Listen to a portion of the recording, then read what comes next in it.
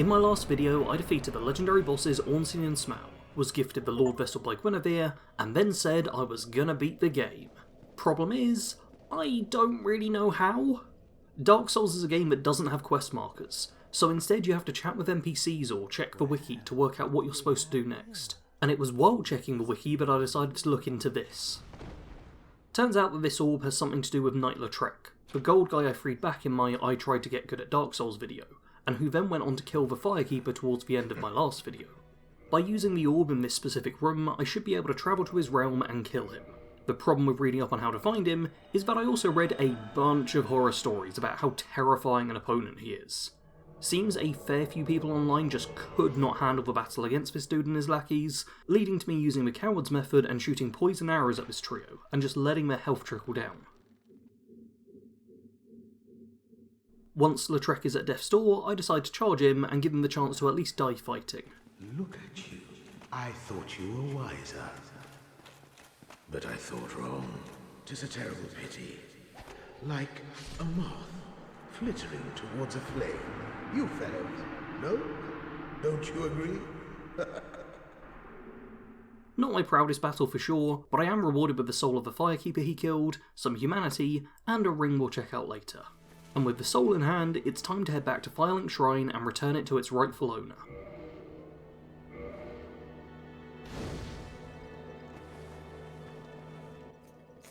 Thank you. I am Anastasia of Astora. Now I can continue my duty as a keeper. But I only hope that my impure tongue does not offend.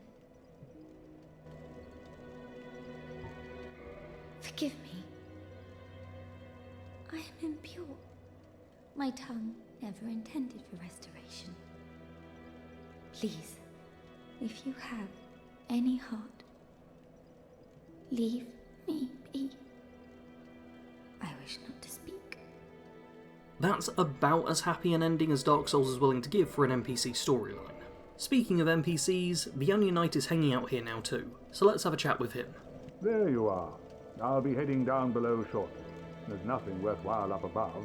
No worries. Venturing is my life. I'm prepared for the worst. Down below isn't much of an indicator as to where he's headed, as about half of the game takes place somewhere below Firelink, but I'm sure we'll bump into him later. While in this area, I make sure to purchase the Heal Miracle, and then head over to speak with Frampt about the Lord Vessel. Heavens! You have done it!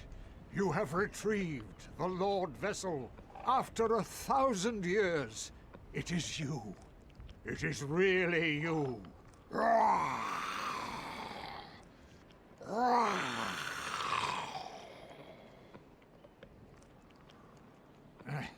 Forgive me. I really should calm down. Now, let us take that vessel on a journey. I assume that you are ready. Now, be still.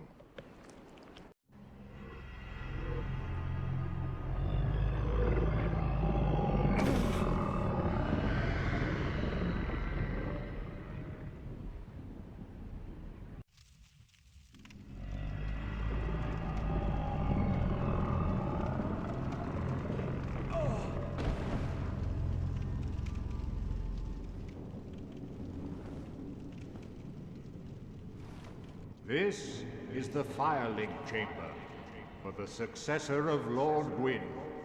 Now, place the Lord Vessel on the altar. Pretty straightforward instructions, time to see what this does.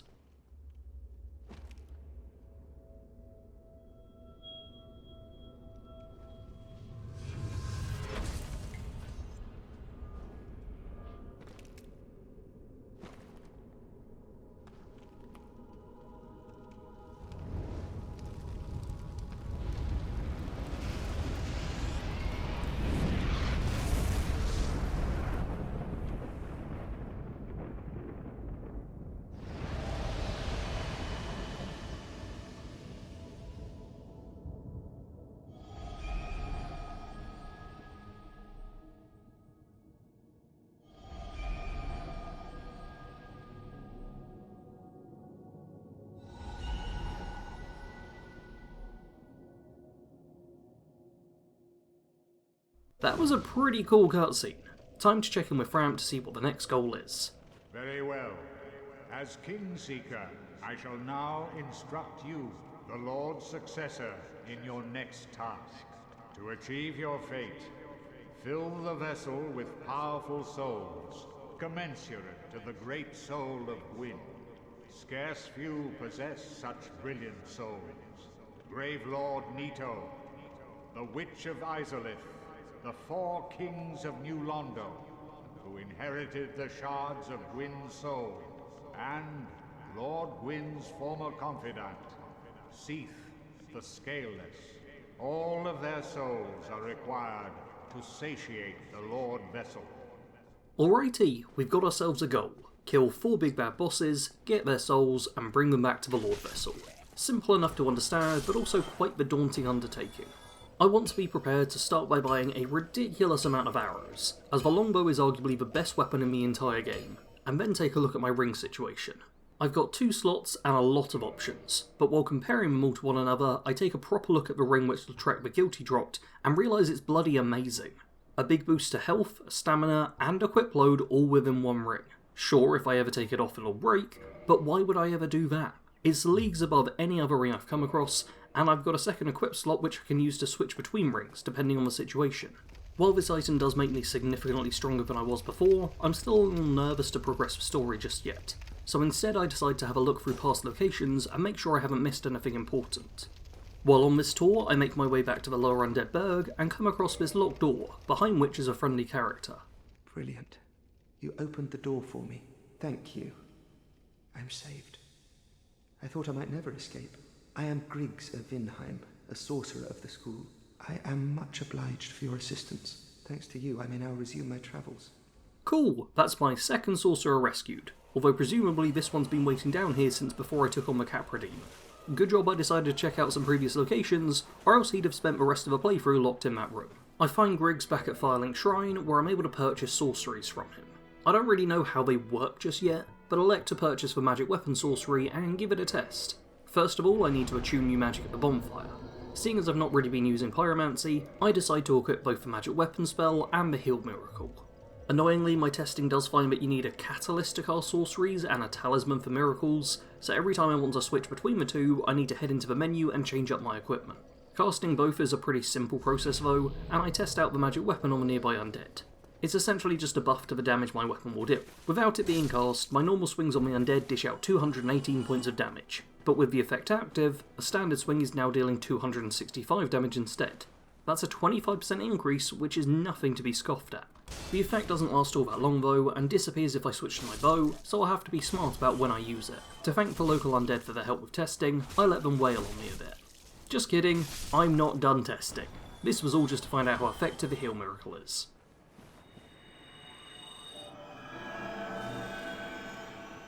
Yeah, not too shabby. Obviously not as good as an Estus flask, but it will prove a good way for me to heal up when I'm out of danger.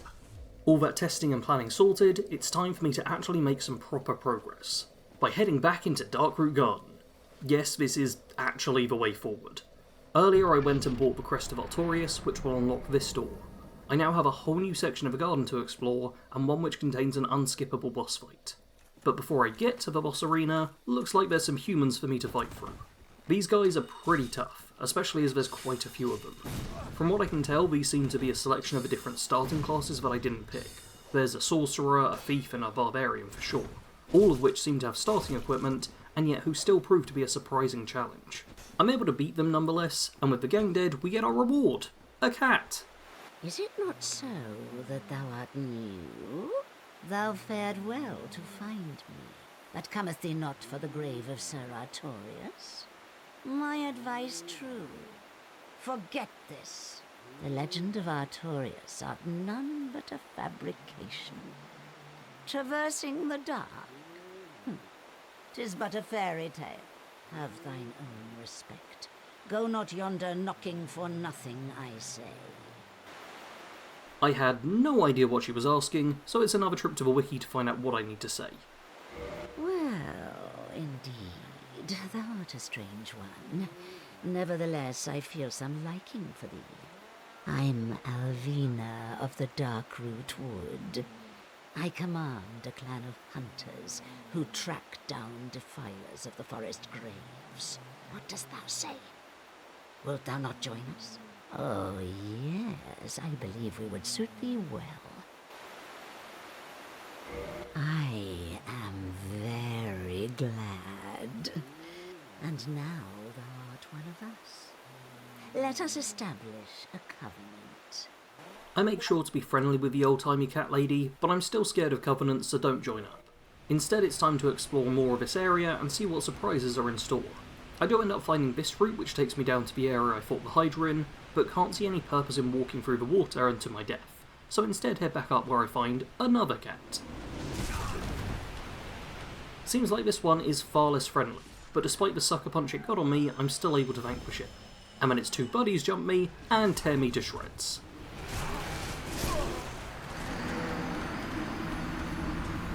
These enemies are really fast, which makes them particularly tricky to deal with and not something I want to fight again. But I had a decent number of souls on me, so decide to chance it. As luck would have it, the first of the trio hasn't respawned, meaning these enemies count as mini-bosses. This is as far as luck gets me though, as the remaining pair once again engage me at the same time. Multi-enemy fights like these are something I struggle with, and I take a lot of damage again. But I'm able to use the terrain to my advantage, getting a tree between myself and my foes in order to stem their relentless assault. With this strategy employed, I'm able to cut down the first, and the second is a much easier fight from there.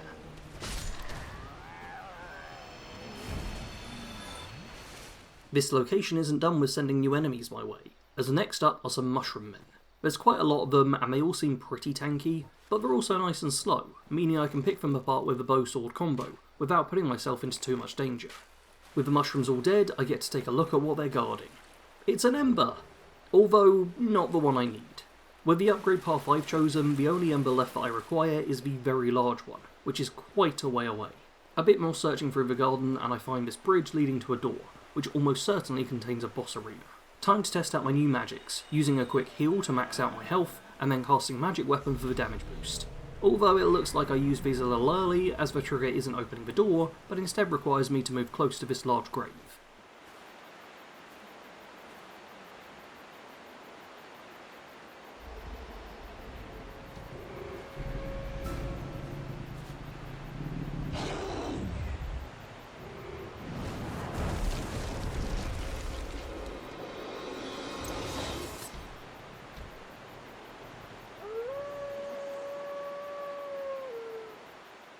Now at this point I need to clear something up, because looking at your screen right now, you may assume I'm in a boss fight, what with the health bar at the bottom and the giant sword in the dog's mouth.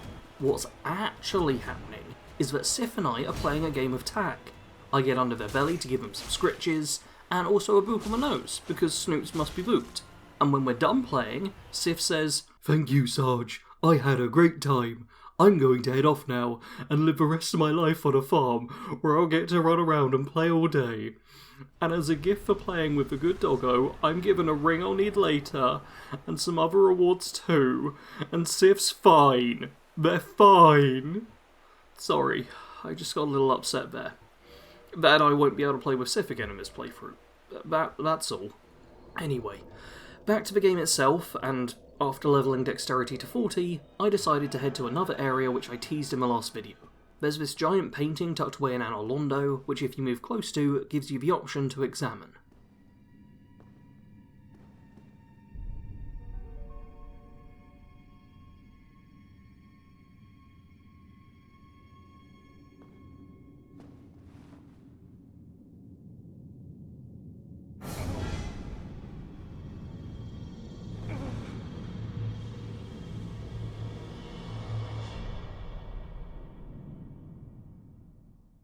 I've now made it to the Painted World of Ariamis, which is an entirely optional area, but one which I wanted to give a try anyhow. I actually was initially under the impression that this was a DLC region, given just how separate it is from the rest of the game, but no, it's just its own little realm to tackle. The initial enemies here are just some basic hollows, which leads me into a false sense of security when I come up against this bloated one. Killing it is easy enough, but when it dies, it unleashes a cloud of toxic gas. Toxic can eat through your health bar real fast if you don't stop it, but lucky for me, I've got a healthy supply of blooming purple moss clumps, so I'm able to cure it quick enough. And with the second bloater, I switch back to social distancing mode when I unleash the killing blow. keeping me safe from the toxic cloud. Up the top of the tower I get ambushed by a couple of harpies, who do my first bit of serious damage in this area, but still end up being no match for me. And from my vantage point up here, I'm able to do some serious dead-eye archery.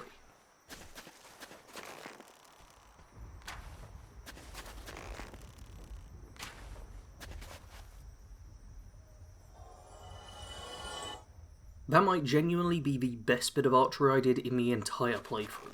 I also want to take a moment to praise the area for the use of verticality. At several points you have to travel upstairs or drop down to ledges, but it's all done incredibly well. The painted world of Ariamis is actually a pretty small location, but it feels much grander, just thanks to this good use of the space. Something else I'm sure the devs also had fun with was making this horrifying sound. The noise made me certain that I was about to face some monstrous beast, so much so that I enchanted my sword. But when I head downstairs, turns out it's just a pair of these white rats. There's several littered around this location, all sound like demons, and not a single one of them ever does so much as land a blow against me. But that didn't stop me from being terrified every time I heard them make a noise.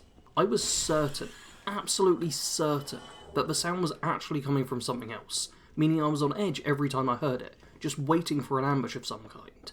The expectation of an ambush made me somewhat grateful when I made my way into the main courtyard and came up against this abomination. These guys are phalanxes. Phalanxi? Phalanxors. Whatever, they're speary shieldy slimy boys. And honestly, each individual one is pretty easy to deal with, being slow, not that strong, and easy to get round the side of. The problem here is that there's about 20 odd of them, and while you're stabbing at one, another is throwing a spear at you, making an easy battle a rather tricky one. I totally get why these guys were the first boss fight in Demon's Souls, as they force you to be patient and look for openings. I'm not at the start of the game though. I'm far enough through that I've got a health bar big enough to resist this horde, and then it's down a ladder to the lower levels to see what else lies in wait. Bone Wheels. Fine. I've dealt with Bone Wheels before. This shouldn't be anything I can't handle. That was pretty nasty, but I've got a honking great health bar for a reason. I pick these guys off one at a time and then turn this handle.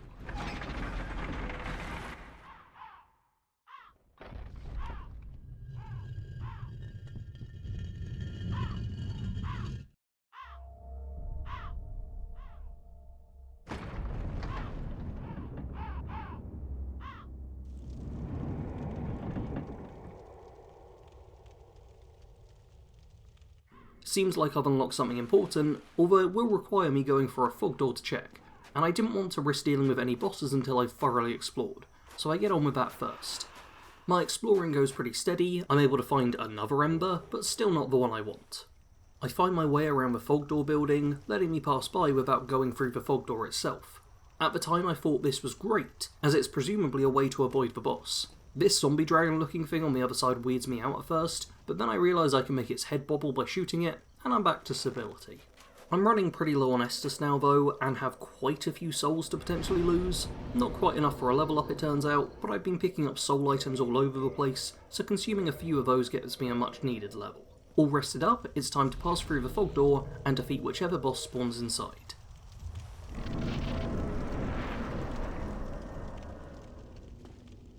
Oh, okay. Not sure looking back why I was so convinced there was a boss fight there. I think in my distant memories I could recall there being a boss fight in a sort of Colosseum looking area, and figured that must be it. Instead I'm able to just pass through safely. On the bridge up ahead there's a large Roman knight, but humanoid enemies are my specialty, so I'm able to cut him down to size without issue. At the end of the path is a fog door, and this one will definitely have a boss behind it, I think. So I decide to go pick up the items I left behind on the walkway above.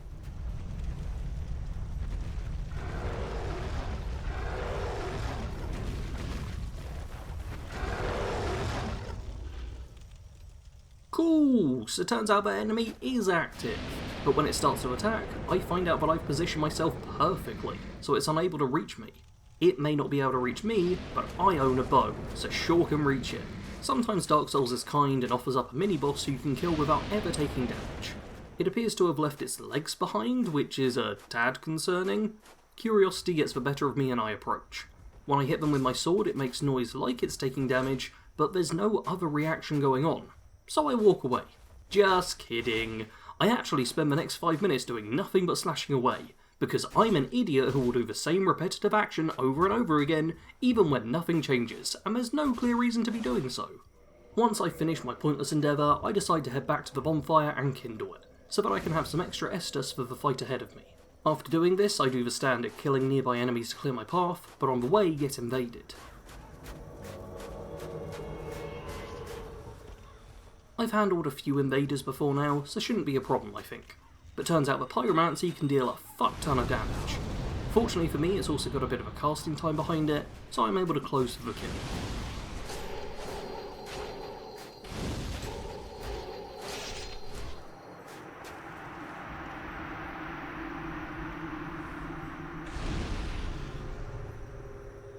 Alright, now it's finally time to deal with this boss fight.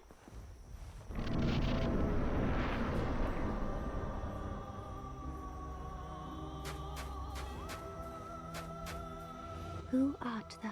One of us thou art not. If thou hast misstepped into this world, plunge down from the plank and hurry home. If thou seekest I, thine desires shall be requited not. Yeah, I'm not really used to bosses offering me the chance to just walk away. She seems to be true to her word, not attacking me when I walk past, but I decide to leave the game here and check the wiki to find out what's really going on.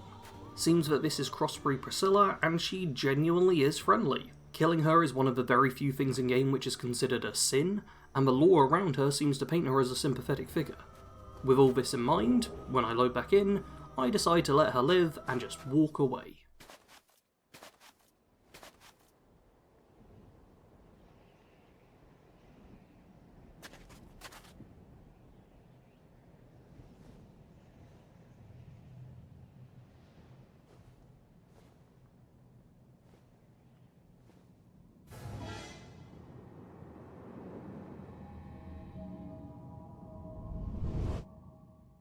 Once back to the world I'm more familiar with, I decide to check in with the Firekeeper, which prompted me to take a look at the wiki page for Firekeeper Souls. There's a couple hidden away in areas I'll be heading to later, and a couple I could acquire by killing friendly NPCs, but I think we've just established that's not really my vibe. There is also one in Blighttown, which I missed when I was last there, so figure I may as well go pick it up real quick. I'm proud to say that, at this point, Blighttown really doesn't cause me much concern. Even getting inflicted with Toxic doesn't faze me. I stay calm, heal on my approach to the Toxic Dart Throwers, and only cure the status once I'm safe to do so. I'm able to promptly clear the remaining enemies with my bow, pick up the Firekeeper Soul, and treat myself to a homeward bone. Back at Firelink Shrine, I get to reinforce my flask for a second time, making me even more of a healing machine. Seriously, between reinforcing flask, learning miracles, and getting the Rite of Kindling, you can really buff up a lot of healing in this game. After my encounter with the zombie dragon in the painted world of Ariamis, I decide to head to the first of its kind that I found, the one in the Valley of Drakes. The past ones seem pretty easy to destroy with a bow, and this one proves much the same.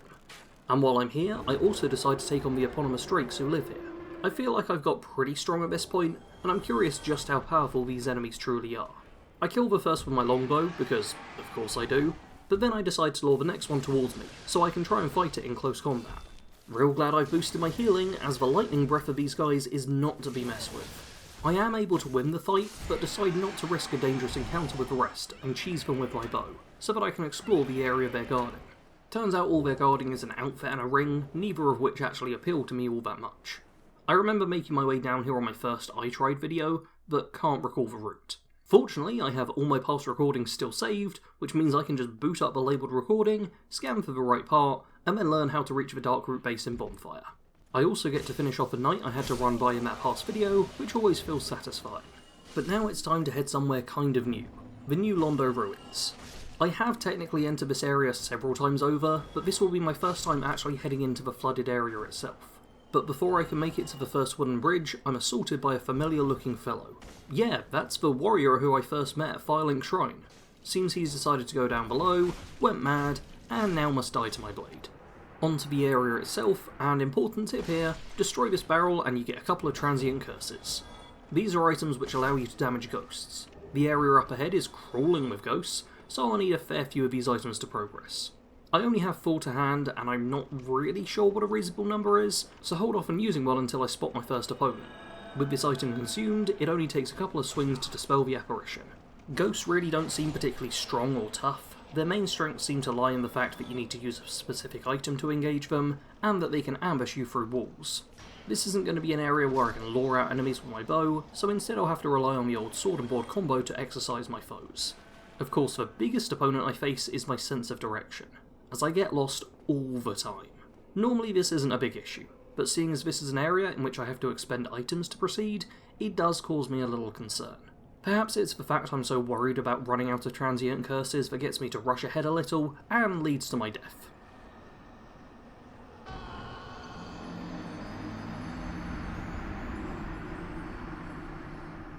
Just casually walk off the edge, why not?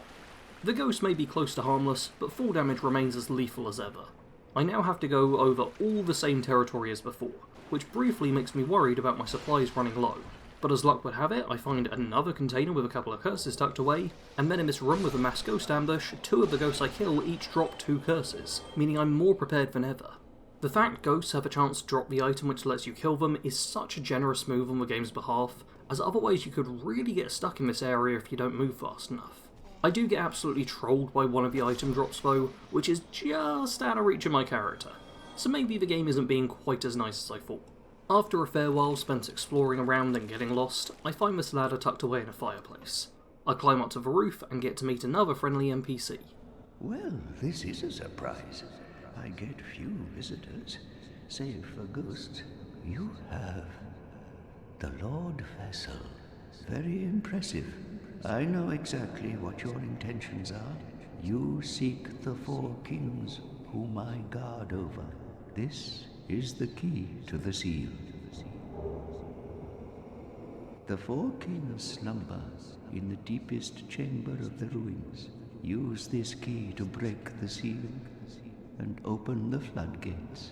Oh, and do not forget, the dark wraiths reside in a dark void called the Abyss. But the Abyss is no place for ordinary mortals. Although, long ago, the knight Artorius traversed the Abyss. If you can find him and learn from him, the Abyss may prove surmountable. Not only does this guy give me a key to unlock the next area, and give me the hint about Artorius, but he also functions as a merchant who can sell me more transient curses. And with that key gathered, I can head back to an earlier location, unlock this door, and turn it anything.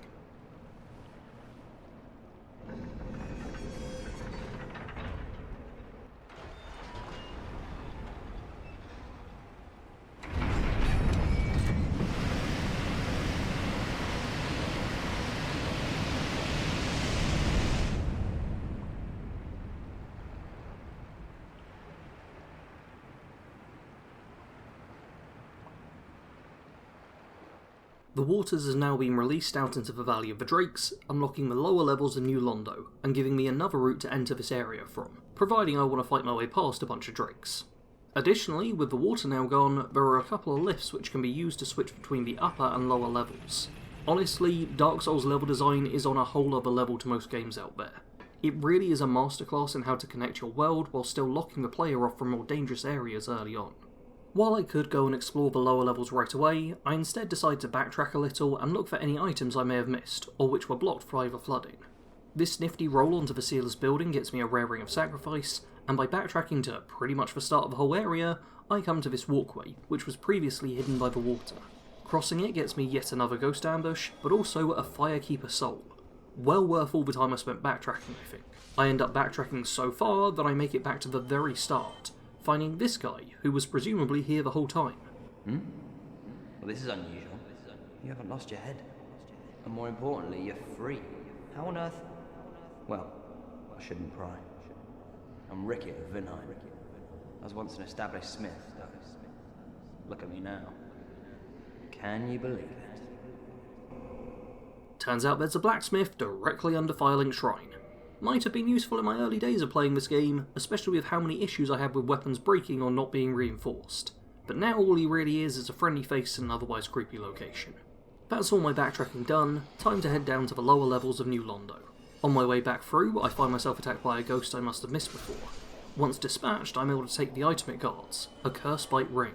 Curse is going to be a real threat in a couple of future locations, so this is a great find. Sure hope I remember to equip it later. Of course, the main focus is on the lower levels, so let's head down there. In this zone, ghosts are no longer the primary enemy. Instead, we're tackling Darkwraith Knights, who both look and sound real scary.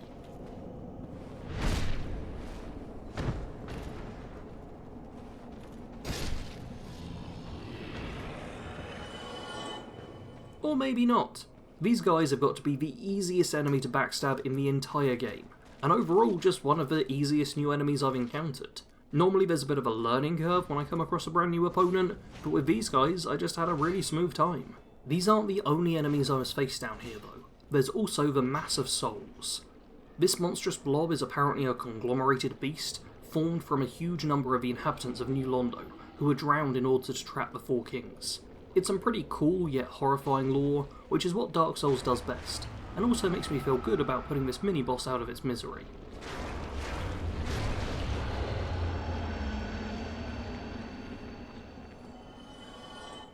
By exploring further in this area that the Mass of Souls was guarding, I'm able to find my way up to this chest which contains the Very Large Ember!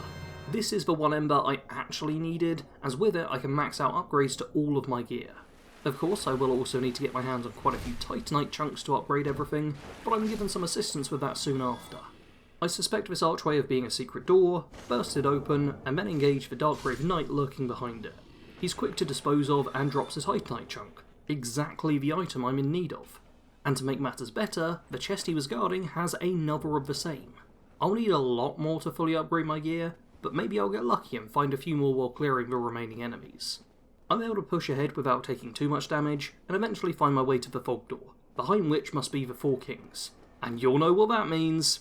Time to homeward bone and retreat from this location. For once, this isn't my cowardice taking over, but is instead me actually being smart. Not only do I have enough souls for another level up, but I also have this ember which I need to give to Andre. Well, I'll be. That's a brilliant ember you've got there. For all my years in the trade, that might be the finest. How's about you leave that ember with me? I'm just an old smith. I'd give my left arm for a gem like that. Well, thank you mightily for that. Now, just leave the rest to me. Andre of Astora gets the job done, you shall see. With this now in his possession, I can modify my sword, bow and shield all up to plus 11. I also have enough chunks to get the sword to plus 14, where I then need a Titanite slab to do the final upgrade, but due to slaying the stray demon in the previous video, I actually have one of these ultra rare items, getting me an achievement which less than a quarter of players have unlocked, and maxing the damage for my main weapon. I'm also able to upgrade my shield and bow once more, but that's it for my Titanite chunks. It's time for me to head back down to the New Londo ruins, and actually get the boss fight done. Annoyingly, there's not really a bonfire I can walk to which is close to the boss arena, as New Londo itself doesn't have any bonfires. Instead I do a bit of extra legwork and go back to that Darkroot Basin one. From there I can take a lift down to the Valley of the Drakes, which now has an open door to the lower section of New Londo. Does mean I have to fight for all these blue drakes, but that's what my bow's for. Once back here I get to kill the Dark Knife Wraiths again, along with a couple of ghosts, but the Mass of Souls don't spawn back in, which makes the whole process a fair whack faster. I'm able to make it back to the Fog Door nice and quick, and while checking I've cleared the last of these knights, I spot a little summon sign tucked away. It's Witch Beatrice! She practically soloed the Moonlight Butterfly fight, so let's hope she can help out here. I equip my Abyss Walking Ring that Sif gave to me, and then it's through the door.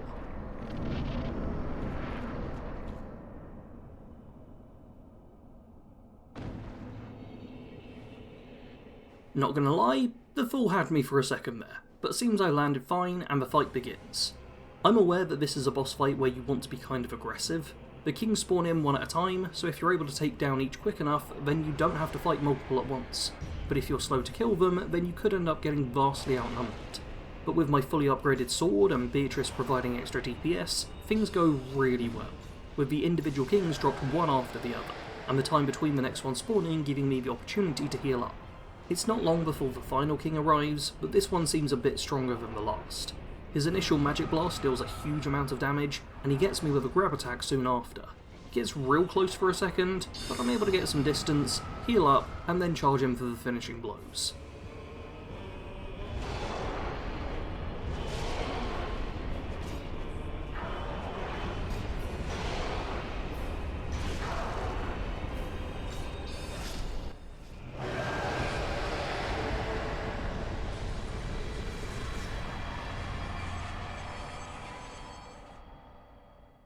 Now that's what I call regicide.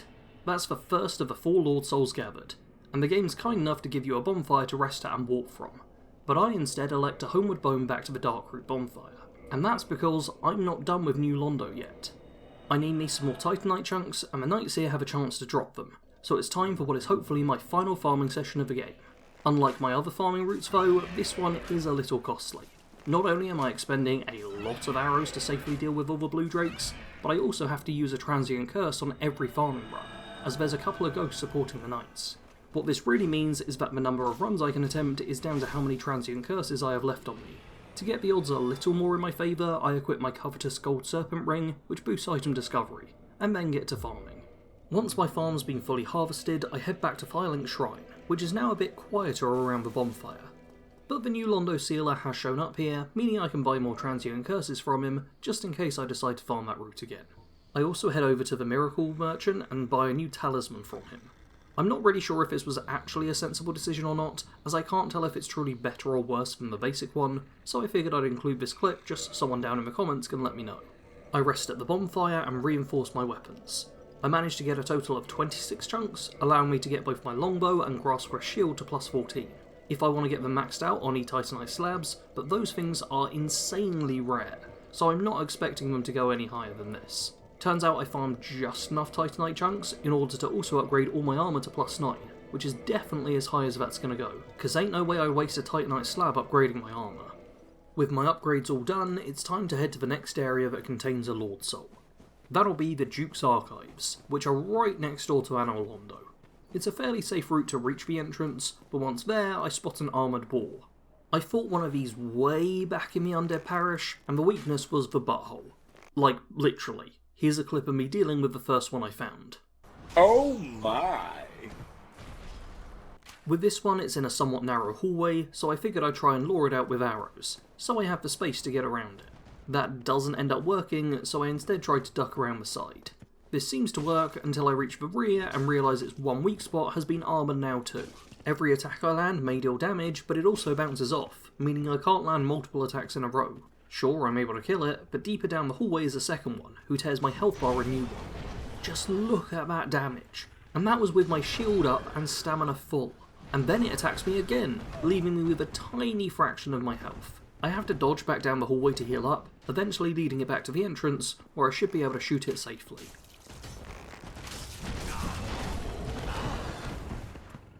Alright, was a little off on where precisely I should stand, but at this position I've been knocked back to, I actually can safely finish it off with my bow. Don't even feel bad about this one. Fuck that boar. I'm glad it's dead. That was just the first taste of the Duke's Archives. Once I make it into the Archives proper, I'm attacked by these crystal creatures, who while not strong on their own, always come with support of some kind. In this case there's a Channeler Mage up ahead, and an Archer, both of whom are already locked in on me. When I get up close enough to fight this Crystal Golem, I'm having to contend with being blasted in the side by magic. I still win the fight, but it reminds me of those Anor Londo archers all over again. This time I don't have to bank on poison, and instead I'm able to chase the mage and cut him down. Although now that I'm writing this, I can't help but be curious if I could have dealt with these guys by using poison arrows, which would certainly have made this whole area a bit easier.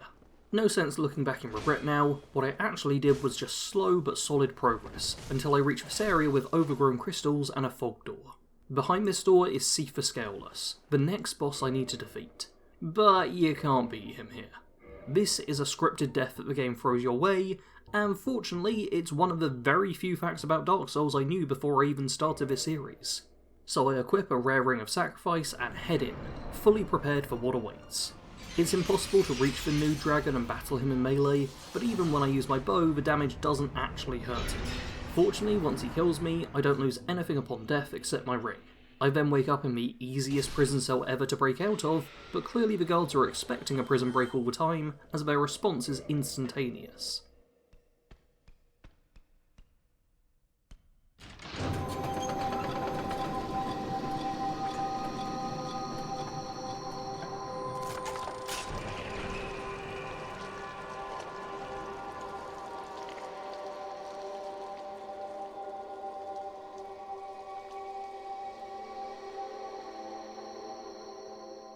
I want to take a moment to compliment the devs on the design of these blue creatures, as they've made monsters who come across as female without giving them a massive pair of tits. These creatures are entirely titless, but I checked the lore and yes, they are created by Seif's experiments on women.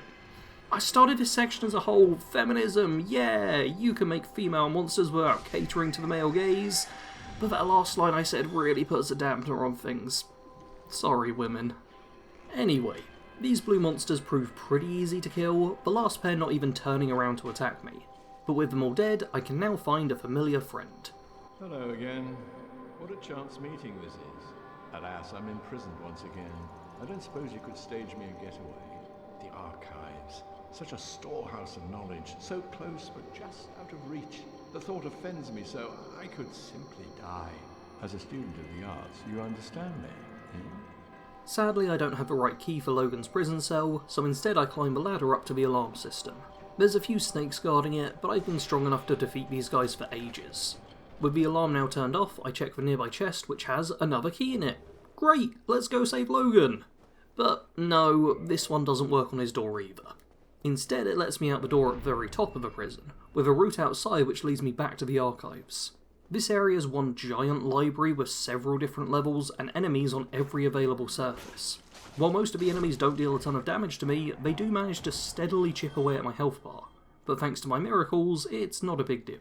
After moving a few staircases, I'm able to work my way down to ground level and a particularly dark room. But I've already visited the catacombs, so pull out my skull lantern to brighten the place. And it doesn't work. Come on, Dark Souls. You get so much right, but for some unknown reason, light doesn't work in a library? These rooms house a host of chests, one of which contains yet another ember, and another which is a mimic. This mimic drops the symbol of avarice, an item which boosts the number of souls you get. It's a brilliant item for soul farming, but I'm getting it way too late for it to help me. I do also pick up another key here, and this one should free Logan from his cell.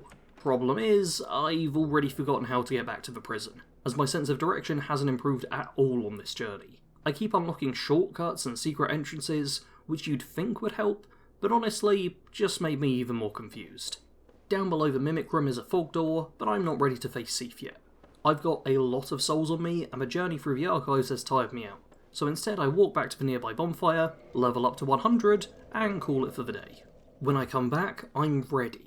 I enchant my sword and step through the fog door, and out into a forest. Okay, seems like I'm not at the boss fight just yet. There is an interesting looking golden golem out here though, which at least feels like a mini boss of sorts. So I get to fight that, and once I defeat it, something surprising happens.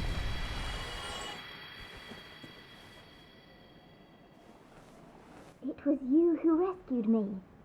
Why, thank you. I am Sieglind of Katarina. I don't know how I ended up in that crystal. It wasn't terrible in there, but I could hardly move. I must think of some way to repay you. Oh, have you seen my father? You wouldn't miss him. A suit of armor just like mine. Thank goodness. I knew he was here somewhere. Well then, now I must find him. Thanks again, truly. Now if you'll just stay put and keep out of trouble. It's the Onion Knight's daughter, who is also an Onion Knight. Feel pretty glad that I saved her, and it would seem that the other enemies around here are much easier to dispatch than the gold one was, which means I quickly find myself at the edge of this crystal arena.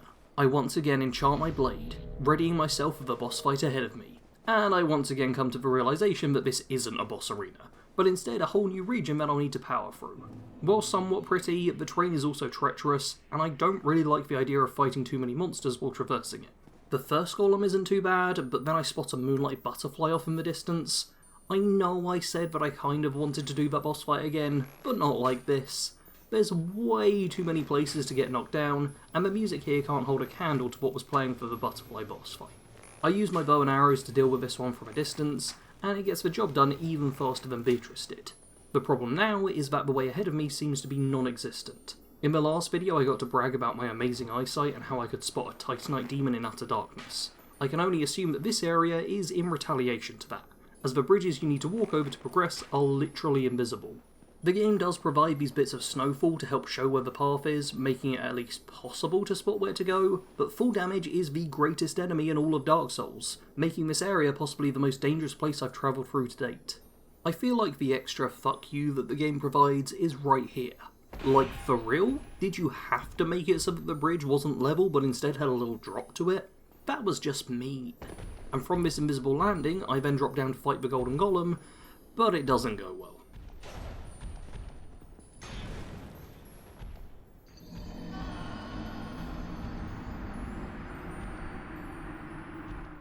On the return journey, I try to avoid as many enemies as I can, because I foresee a lot of deaths in this place, and I don't want to spend 15 minutes fighting crystals just to then fall to my death again. Instead, I spend 5 minutes getting back to that same location so I can grab the item, retrieve my souls, and then try and dodge past the gold creature.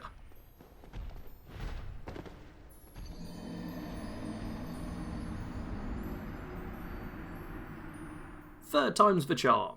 I'm back on that same invisible path, and there's really not much snow to tell me where to go. The path is definitely winding somewhat, and not knowing how thick it is means I could fall off pretty easy. But like any tricky situation in Dark Souls, the solution comes in the form of a longbow. I start shooting arrows ahead of me, and they stick into the ground, even when invisible. With this method, I'm able to form a safe path and make it safely across this giant chasm. I'm glad to say that's the final invisible bridge I'll have to deal with. Now it's time for the Clam Cave. These enemies aren't too bad to deal with, especially if I'm able to isolate them, and they're also a great source of both Twinkling Titanite and Purging Stones. With them all dead, I'm able to advance towards what is quite clearly a boss arena with a glowing crystal in it. I've played enough video games to know that destroying the crystal should be my priority, but this game doesn't let me just shoot it from a distance, meaning I'll have to actually get up close and no doubt trigger the boss fight.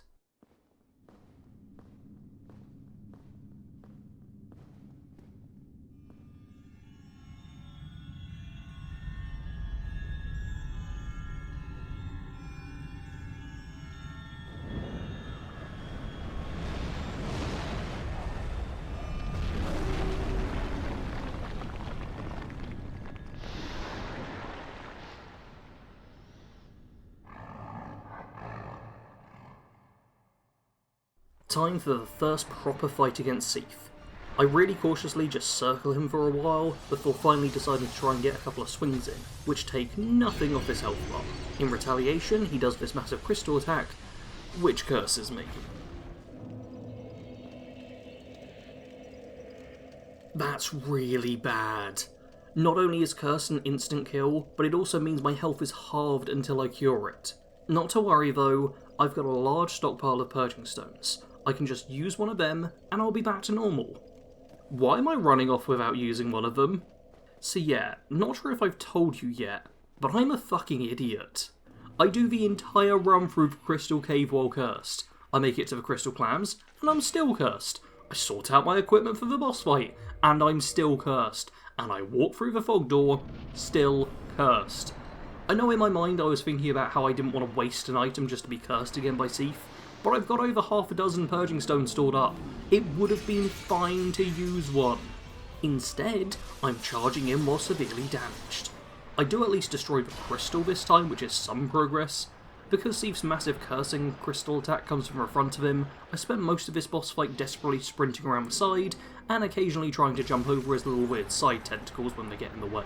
I get in hits whenever I can, and surprisingly, it's kind of working. The boss is at under half health before it starts trying to crush me with those tentacles. And soon after, I get caught up in the crystal attack again.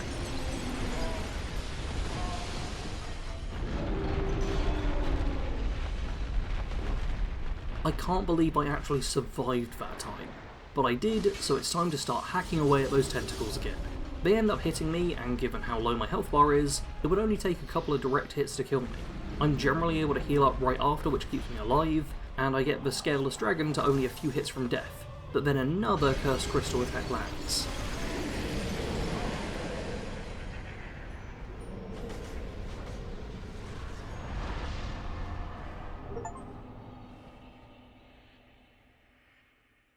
That was so close. I could have made that fight about 1,000,000 times easier on myself, but instead had the closest finish of my life. Fortunately, it seems like you get a bonfire after every boss now, so I can rest up, level up, and then cure my curse status. This is weird. I seem to be fighting those crystal clams again, and I'm still cursed. Now, this may seem a bit odd to you, viewer, but I actually hinted at the reason for this earlier. I'm a fucking idiot. And this idiocy is what leads to the following event.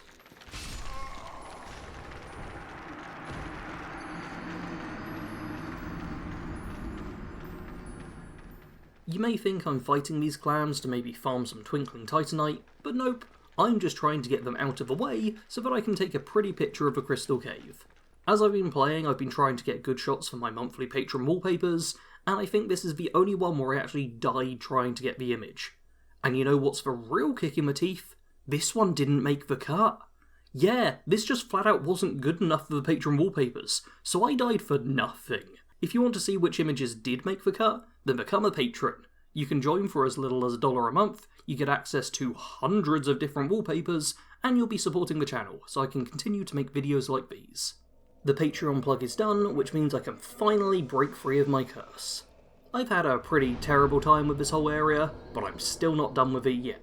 I walk back to the Duke's Archives as it's time to try and free Logan. What this means is that I need to find my way back to the prison. Not only do I not have any idea how to get back there, but as I'm looking for the route back, I'm constantly getting attacked by the enemies here. Doesn't make looking around the place easy, so I decide to attempt a different method. I walk back to Anor Londo, and from there head to the Duke's Archives in the same way I did the first time. I once again am fighting my way through the area, hoping that coming at it from a different angle will solve my poor sense of direction. It doesn't take long for me to end up back at the same location I was before I decided to warp away, because apparently my internal compass always points towards bonfires. From here I am able to find my way back to the room where I first fought Seath the Scaleless, and it seems well worth exploring. Up the stairs rests the soul of a great hero, but even better, in the chest is the large magic ember. I mean, it's not better for me, but it's always fun to find another ember. I briefly try and continue my search for the prisons, but have to give up as I'm just running in circles now. Logan's just gonna have to remain imprisoned, as I've got a game to beat. The next location I need to visit is the Demon Ruins. These are down beyond Quelaag's domain, but the closest warp point I have to these is the depths. The Lord Vessel doesn't let you fast travel to every bonfire in the game, and I never rested at the one after Chaos Witch Quelaag, because I thought I could save some time and Homeward Bone back after that boss fight. My time-saving methods back then are punishing me now, as I'm having to go through Blighttown for the 4th or possibly 5th time this playthrough. Suppose the one advantage is that I've got the measure of this place after so many visits here, making for a rather easy saunter through one of the game's most infamous areas. Takes me a solid 20 minutes to make it back to Quelaag's boss arena, but just below it is this bonfire, which now I've rested at will be available in the warp menu. I take the path from here and I'm led to the Demon Ruins, along with a somewhat unnecessary bonfire. It's only a minute's walk from the one I was just at, and there's no enemies between the two. Still, it's here, and I'm pretty sure I recognise a boss up ahead, so I scram some souls and get myself a level up before heading forward. With only 6 souls to my name and no humanity to lose, I can rush ahead into this lava-filled cave without any concern for what consequences may come my way. Seeing as this place is covered in lava, I figured it would be a smart move to put on my fire defense ring, and it's at this point I also realised that I could have worn my Cursebite ring when dealing with Seath. If I had done so, then I might never have got cursed. So that's fun. Pushing ahead, I get to see this flaming monstrosity, which is what my dad called me when I came out to him. Just kidding, I don't talk to my dad. It seems happy to leave me alone at first, but once I loot this corpse it unleashes a mighty roar and starts attacking. This is Ceaseless Discharge, who I think is another puzzle boss. I'm sure I've seen a couple of streamers fight this boss before, but I don't remember all the specifics. All I could really recall is that you run back to the fog door, and then start the fight proper. I give this a shot, and, well, here's how it goes.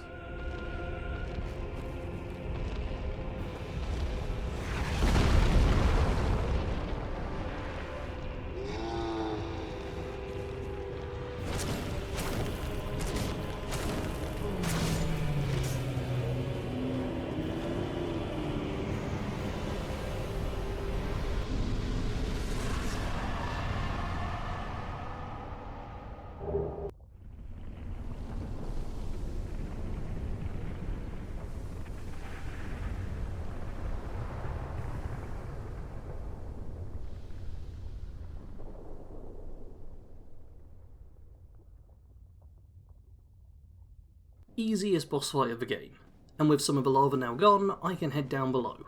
And down here are a whole tribe of Taurus demons. These enemies were a boss fight back in the real early game, but now they've been downgraded to a regular schlub, and they're not the only one.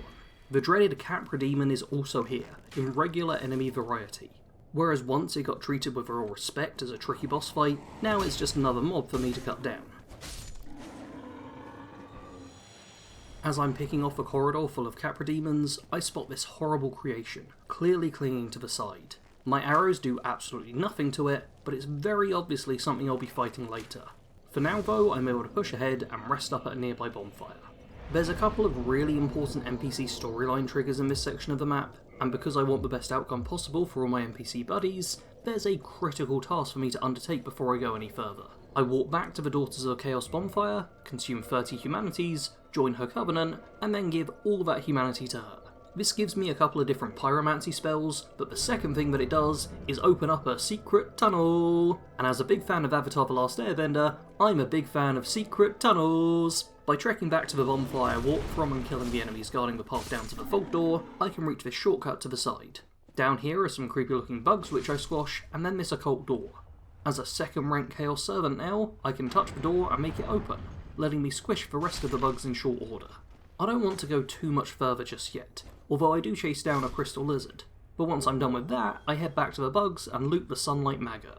This helmet functions as a light, which will be a great help later on, but also is something I need to pick up to save Solaire's life.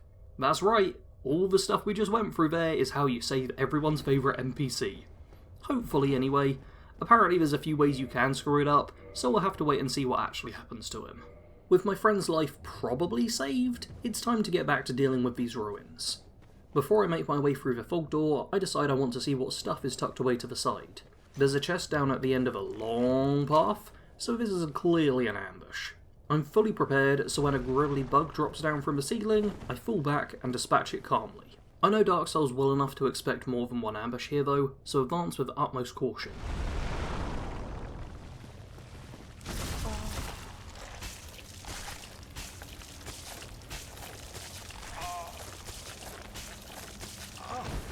Ah, get it off, get it off, get it off! No fair! I was prepared and everything, and I still got chewed up. I hate these things so much. They better have been guarding something good. Another ember I'll never use. Great, just great. Enough hunting around for secrets, it's time to fight a boss. This is the Demon Fire Sage, a stray demon variant who prefers fire damage over explosions, although it's not gone cold turkey on the explosion front. Given that I've already dealt with the stray demon, I figured this should be a fairly straightforward boss battle. What I was forgetting is that the stray demon's the boss I've died the most times to, so it really shouldn't be a surprise that this guy nearly kills me right by the start. There's a couple more tense moments later on too. But in the end, I'm able to come out the victor, narrowly avoiding death and crossing another boss off the list. And just a short way beyond this arena is this familiar looking platform.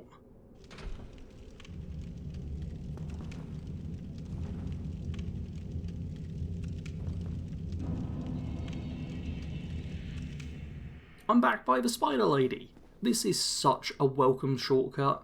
Not only does it get me back to a bonfire, but it's also a bonfire I can walk to, giving me the option to take a break from the demon ruins and get other bits done if I so wish. I do take this opportunity to head back to Firelink Shrine, where my pyromancer buddy has some kind words. Why? What spectacular pyromancy? Tell me about it. I have never seen anything like it. Why, yes, of course. Thank you for sharing. I'm still an able pyromancer. I shall locate her myself. I'm in your debt, once again. I never really did much with pyromancy on this playthrough, but that guy whose name I've already forgotten is one of my favourite NPCs. I have genuinely forgotten his name. I'm writing the script for this video right now and I could look it up, but it's so much funnier that I've forgotten it just a couple of weeks after I recorded this footage. He's a great guy though. Chill vibes, friendly demeanour, what more could you ask for? As well as chatting with my best bud, I also pop over to a couple of merchants and buy a few items, mostly just stocking up on arrows. With all that done, I can walk back to the egg place, take the lift down, and resume my journey through the demon ruins. And it turns out there's not much left, as the stairway down from the Fire Sage arena simply leads to another bonfire and a fog door close by. If Dark Souls has given me a bonfire right before a fog door, then whatever's behind it has got to be nasty. As luck would have it, I'm currently not hollow, meaning I can summon our old pal Solitaire. This is the guy who helped me defeat Ornstein and Smaug. Together, I'm sure the two of us can handle anything.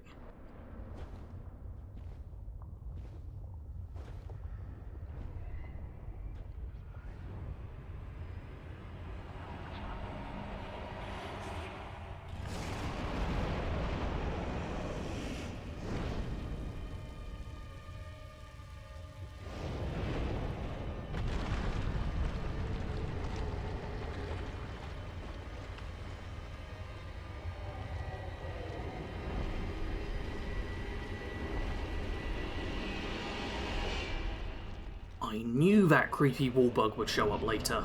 Not only has it shown up, but it's also attacking relentlessly. This feels a bit like the Darkroot base in Hydra, but the problem here is that every attack staggers the pair of us, and by the time we've recovered, another one lands. I spend the start of the fight desperately healing and very nearly die in the lava.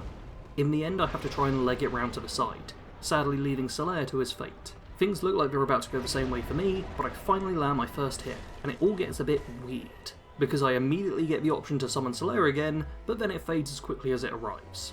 Seconds later I cut part of a demon off, now giving me 2 enemies to deal with. The main body isn't a fan of this, so tries to eat me with its chest cavity. I kill the dismembered segment, which gives me a ring, but doesn't seem to progress the boss fight in any way. At this point I seem to at least be able to fight the boss properly, but it's no easy task. I'm once again picked up and put in the cavity, but when I'm dropped, the boss is gone. I run around for a bit, check my equipment, and 30 seconds later, victory is achieved. Weirdest boss fight by a mile, and I can only assume that the demon jumped through the wall somehow. On the bright side, that's technically another boss killed on the first try, and I have a fancy ring which lets me walk on lava as my main reward. On the path ahead there's another bonfire, meaning one either side of the arena. And our buddy Solitaire. Maybe he can shed some light on what just happened. Why? Why? After all this searching, I still cannot find it. Sounds like he can't find where the centipede demon went either. Not to worry, as now I've made it to Lost Izalith.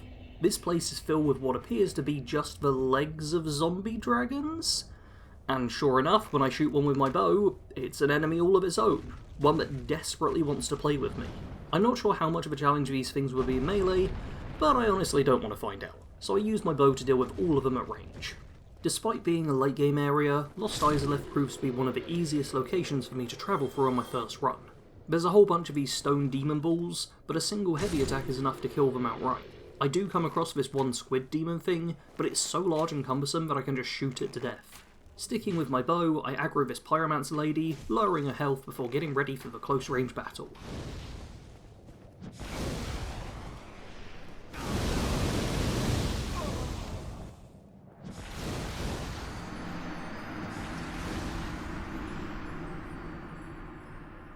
Oh damn, she's clearly not someone to be fucked with. On my second attempt I decide I'm going to go for the full range tactic, landing what shots I can as she approaches, before sprinting down the stairs to get more distance to work with. She's not the only tough enemy around these parts, as there's also this fancy Titanite demon. I've fought enough of these at this point that I'm not feeling too worried, but the fact this fight takes place on a bridge over lava is some cause for concern. Demons are all well and good, but full damage is the real enemy. With the demon defeated, I make my way over the bridge and discover the bug tunnel. And who's this down here? Was it all a lie? Have I done this all for nothing? Oh, my dear son. What now? What should I do? My son. My dear, dear son. So that's the ending of Solitaire's storyline. He's down in a tunnel feeling depressed. And that's the best ending you can get for him. Dark Souls really doesn't want to give a happy ending to any of its NPCs. They either end up dead, or depressed. Solaire's not the only NPC whose questline I've been trying to get through, and once I crumble this path and descend into this tree root filled room, I get filled with a sense of dread. The Onion Knight is supposed to be here, but he's nowhere to be found. I only vaguely know what I'm supposed to do in his storyline, but this one room is the place where I know exactly what's supposed to happen. There's a bunch of those weird squid things down below who he's supposed to fight. If he wins and stays alive, great. If he dies, bad. Also, if you kill all the squids before he gets there, bad too, I think. Pretty clear I don't really know what I'm doing here, so I check the wiki to find out what I've done wrong. Turns out that earlier, that when he said he was heading down below, he was referring not to Lost Izalith, but to Blighttown. To get him to show up here in this room, I've got to head back to Blighttown again.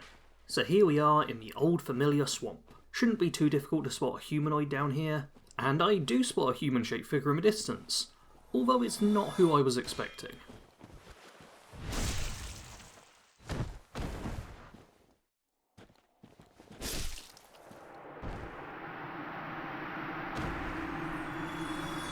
No! It was my best friend! The Pyromancer guy! Oh, what's his face? I can't believe the game made me kill one of the nicest people I've met. I can't let grief overwhelm me. I need to reach my still alive friend, the Onion Knight. There he is, having a little nap in the worst possible location. Oh ho! Excuse me, I was so absorbed in thought I just drifted away. You see, I'm actually in a bit of a fix. I've made it this far, but I'm short on antidote moss for the trip back. By my knighthood, I'm ashamed to ask, but can you spare a few scraps of moss? Fantastic! Thank you. A saint you are.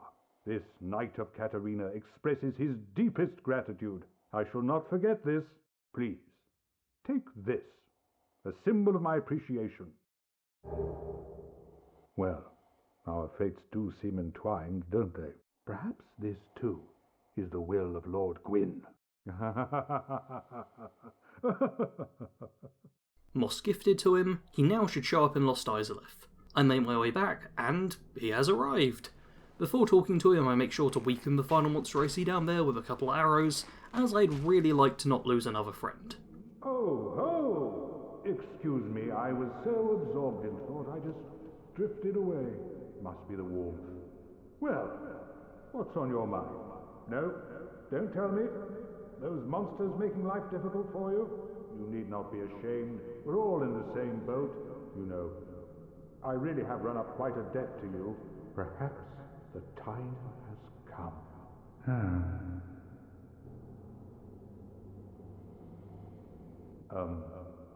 Friend, I have an idea. A good one, really. I will rush those dire fiends, and you can slip away in the confusion. Please, friend. I owe you much more than this. By the honor of the Knights of Catarina, allow me to assist you. And now, I go. Don't be slow. He said not to be slow, so I quickly kill the final enemy. Possibly a bit too quickly, as he's still hyping himself up. Here, you fiends! Perish, foul creatures! I am Siegmeyer of Catarina, and you shall feel my wrath! Down he drops to seemingly a safe space, but as he starts running, I realise there must still be a creature left.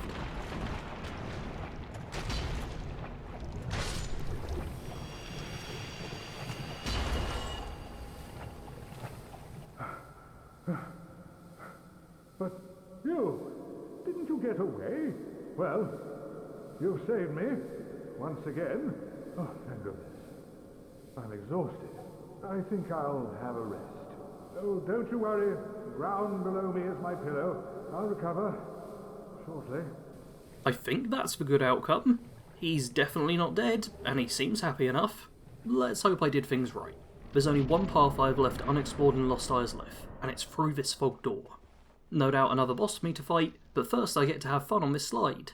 Time to tackle the Bed of Chaos, and I've played more than enough video games to know I should go directly for those glowing orbs to the side.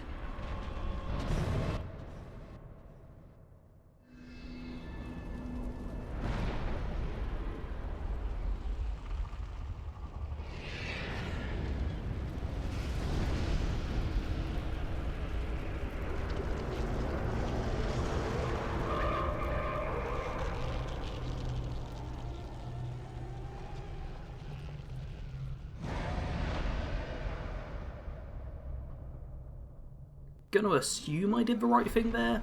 Seems I can't actually damage the boss by attacking this orb further, or by slashing at the branches.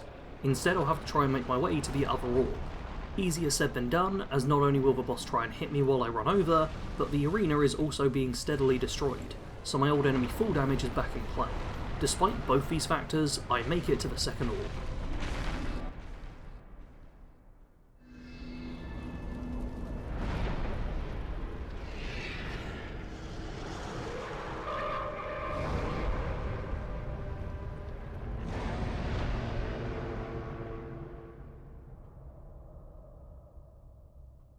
Perfect. Both orbs destroyed.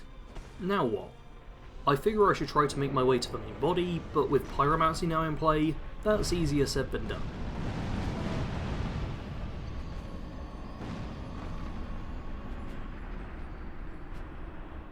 Not the most fun way to die in a boss fight, but I accept it, and start to make my way back to the arena.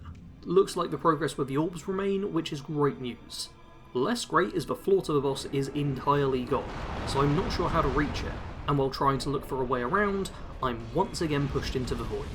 I'm pretty proud of myself for not rage quitting with this, but instead just calmly calling it a day once I've spawned back in.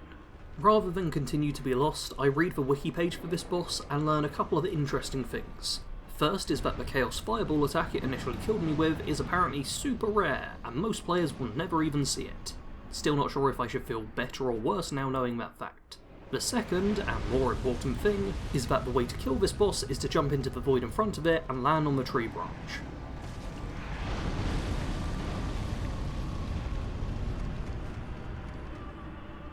I absolutely detest this boss fight. If there was a bonfire close by, fair enough. Just trial and error it, no big deal. But instead, I'm having to spawn back at Quelaag's domain, get down to the ruins with a lift, run through the bug tunnel, and pass by what turns out to be the only respawning Titanite demon in the game. This is simultaneously a dangerous and a tedious route to have to take. And if you're wondering why there's suddenly no game audio, that's because I'll have muted it in post, as I'm actually watching some blood on the clock tower while running this route, meaning it sounds like this. And the demon was sat between two village idiots. I do of course stop watching the video when I get back into the fight, so we all have the crisp, clear audio of Bed of Chaos pushing me around, while I try and line up my jump. So glad I made it that time. A quick roll through some roots and a lunge at the Bug of Chaos, and now I never have to do that stupid boss fight again.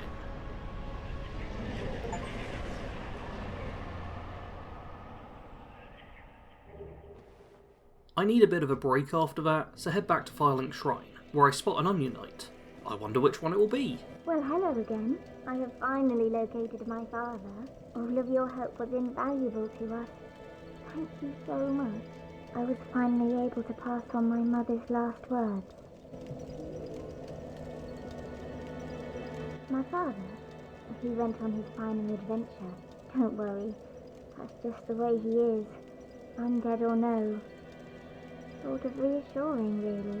If he goes hollow, I'll just have to kill him again. That mention of killing him again is a bit concerning, so I decide I should finish off the Onion Knight questline. To do this, I have to make my way to the Great Hollow, which is this giant tree on the other side of Blighttown.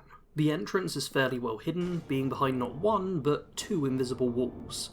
It's then a case of you finding your way down the mess of tree branches without falling off and plummeting to your doom.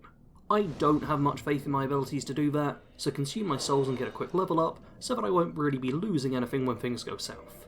While heading down the first main route, I spot a crystal lizard off in the distance. It's a small target and not the most clear of shots, but with how much I've been using my bow, I should be able to do this.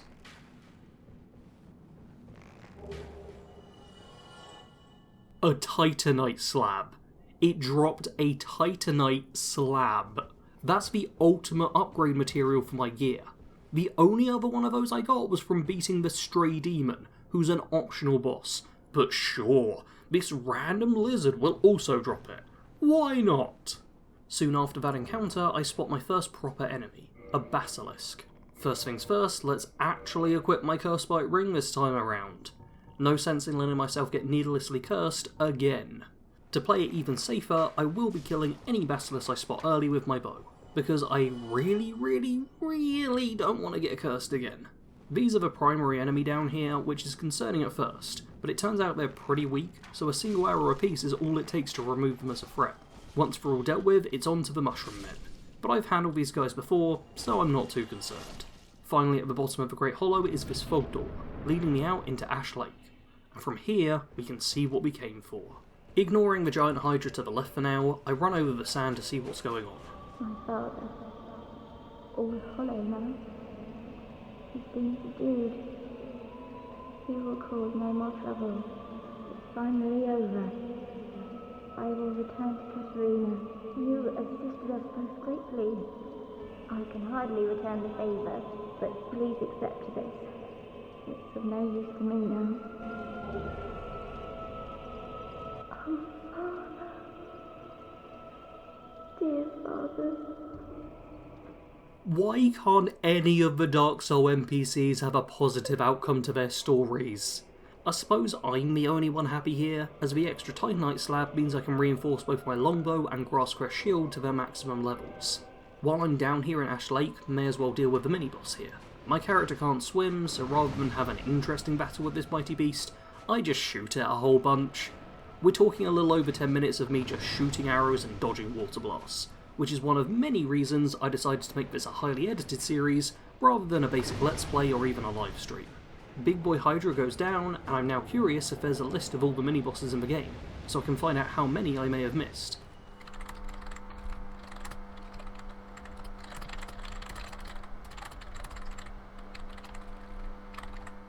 Yes, there is, because the Dark Souls wiki is hands down the best wiki I have ever encountered. It turns out that there is literally only one mini-boss that I don't deal with in some way in this playthrough. Feel free to leave your guesses as to which it is in the comments. Back to the actual gameplay, this area proves to be a pretty safe one once the Hydra's gone, by Dark Souls standards anyway. There's a couple of clans I have to deal with, but mostly I just get to enjoy this magnificent music and beautiful location. This area is entirely optional, reasonably well hidden, and there's nothing in the game which would really lead you here. Yet it might just be my favourite location of them all. Just take a moment to soak it all in, and I think you'll get why.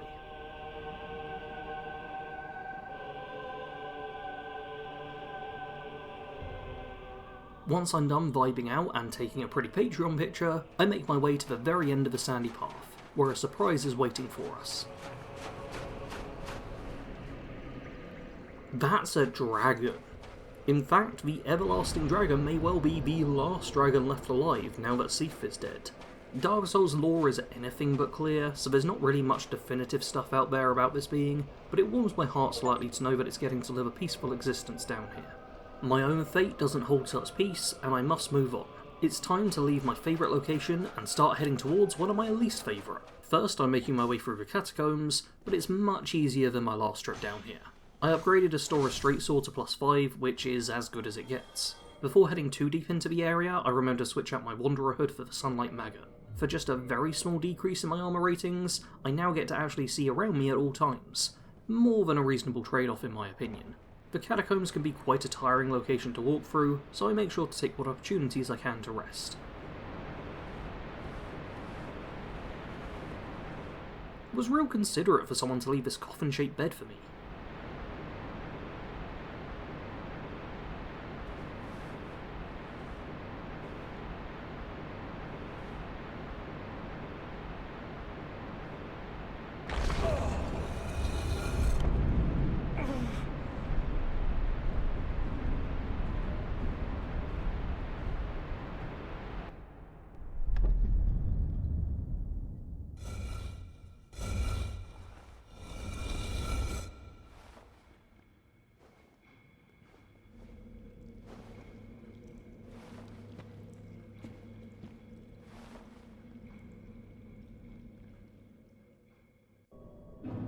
Well, look at that. I'm at the Tomb of the Giants already. That was much easier than I imagined.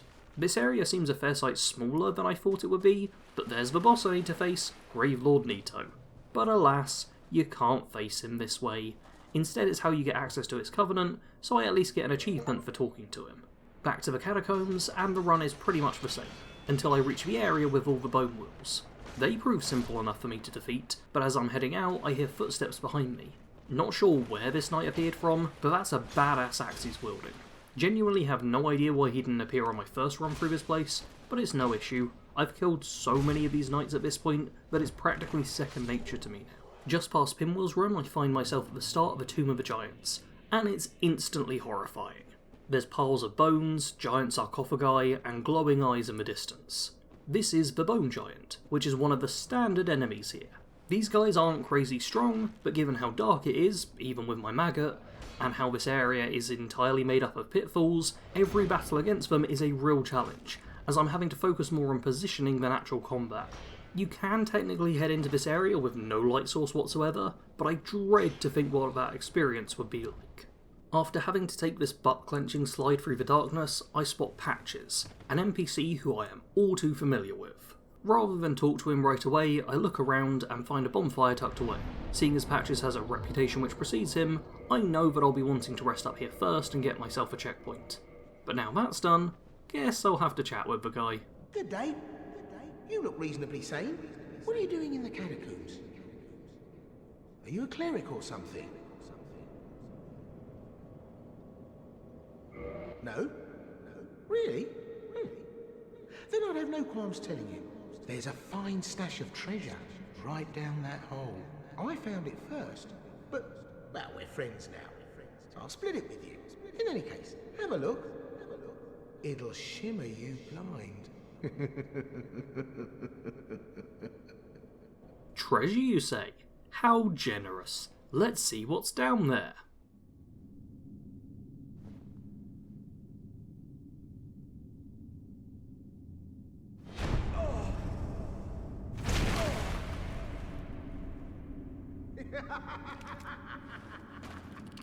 This is what I do, my friend. The trinkets I'll be stripping off your corpse, that's the real treasure.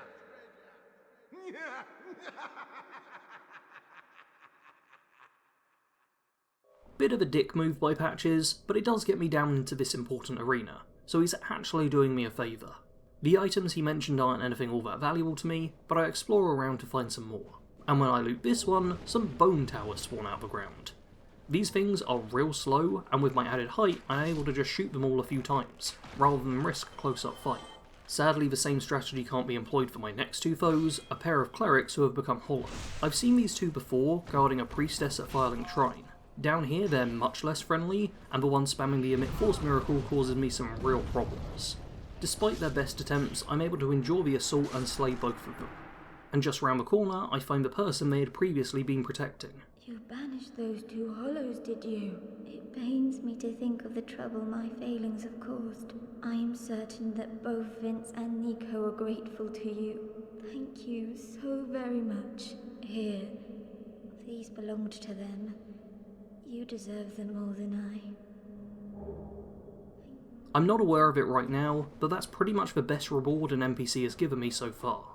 Holy Lady saved, time to find a route out from this pit.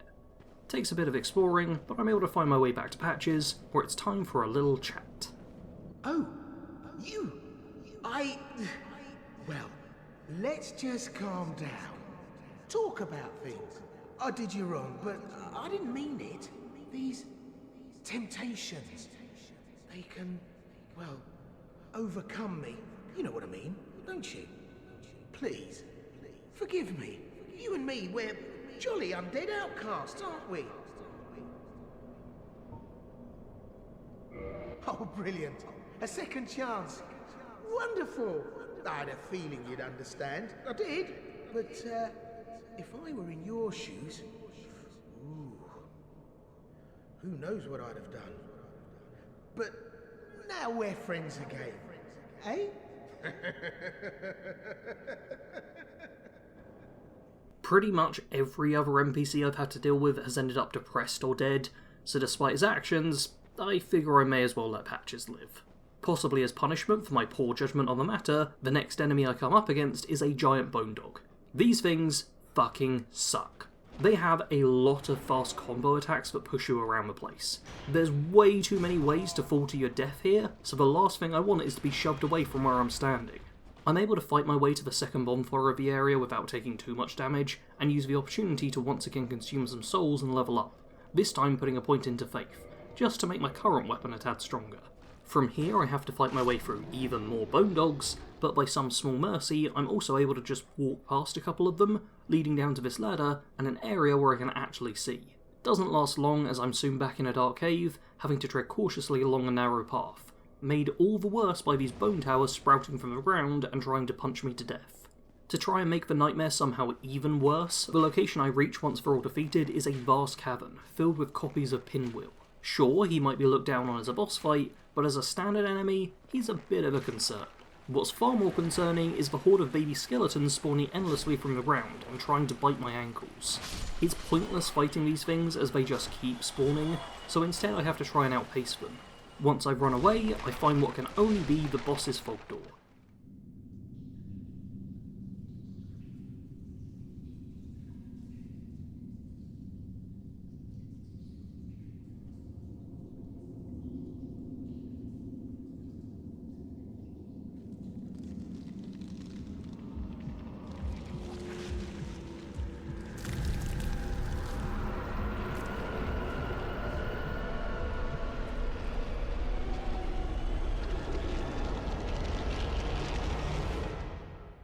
time to face the final holder of a Lord Soul. I'm able to get a few cheeky arrows to start the battle, but Nito retaliates by making a blade shoot out of the ground. As I try to push in closer, I start getting attacked by skeletons. This boss fight wouldn't be too crazy to deal with if it wasn't for the fact that Nito has a seemingly endless horde of the undead here to do his bidding. The Gravelord himself seems to be a relatively minor threat as far as bosses go, but having to constantly split my attention makes it difficult to safely heal or get a good amount of damage in. After getting the boss down below half health, I get another unpleasant surprise, as there's now giant skeletons joining the attack. I try to lure them into their master, in the hopes of some friendly fire, but they seem to respawn as quick as they're killed. The last of my healing is depleted, and I'm forced to try and just cut up Nito before he can get my hit points to 0. I give it a valiant attempt, but die nonetheless.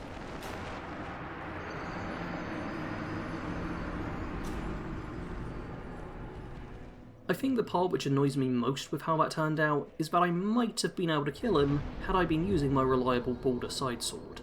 All the skeletons respawned regardless, so it's not like a divine weapon was doing me any favours. No sense in wondering about what ifs, instead I take the opportunity to kindle this bonfire to max and take a look at the miracle I was gifted. In order to use replenishment I'll need 1 more point in faith, but if I can get that then I'll have a heal over time effect. I've pretty much stopped using the magic weapon sorcery, so a pair of miracles which can both heal me up seems like a sensible route to take. And given the huge stockpile of high-level soul items I have in my inventory, I'm able to quickly get myself the 70,000 souls required for that level up, and attune what will rapidly become my favourite miracle of them all. It's time to fight my way back to the boss, but on the way I'm invaded by a dark spirit. Paladin Leroy here is a pain and a half to deal with. Partially because he keeps using miracles to out-heal any damage I can inflict onto him, but mostly because I'm starting to get a little tilted and my fighting form has gone out the window. Despite my mistakes I still managed to defeat him, but it could easily have gone the other way, as is soon proven to be the case as I try and rush my way through the Bone Tower fight and instead get wedged between 2 of them, who alternate attacks while a giant skeleton archer helps ensure my death.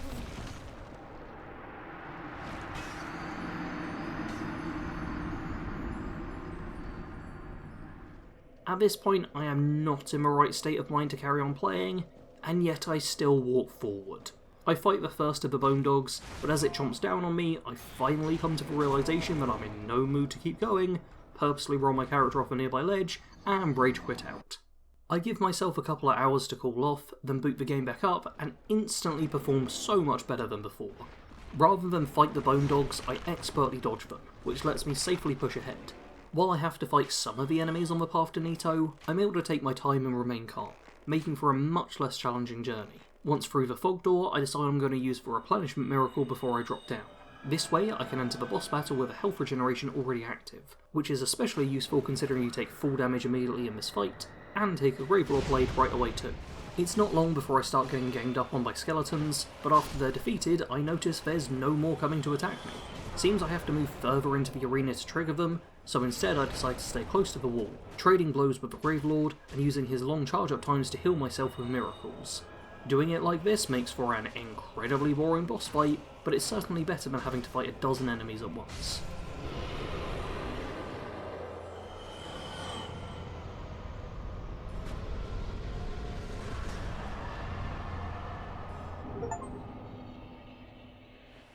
That's my final Lord Soul gathered, meaning I only have 1 boss left who I have to face if I want to beat the game.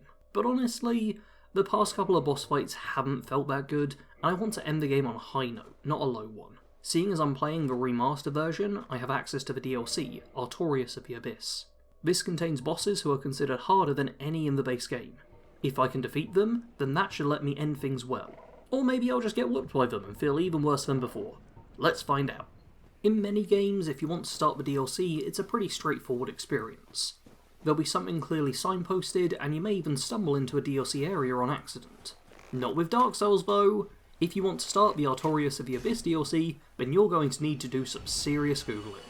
To start off, you need to head down to Darkroot Basin, specifically to the area where the Hydra mini-boss was located. From there, you'll need to walk through the water, yes, the water that has a deadly drop in it, just cling to the very left-hand side and you'll be able to reach a cave. In this cave, which is also filled with water and may or may not have a deadly drop, I was too scared to find out, is a golden crystal golem. Kill it, and this lady will pop out.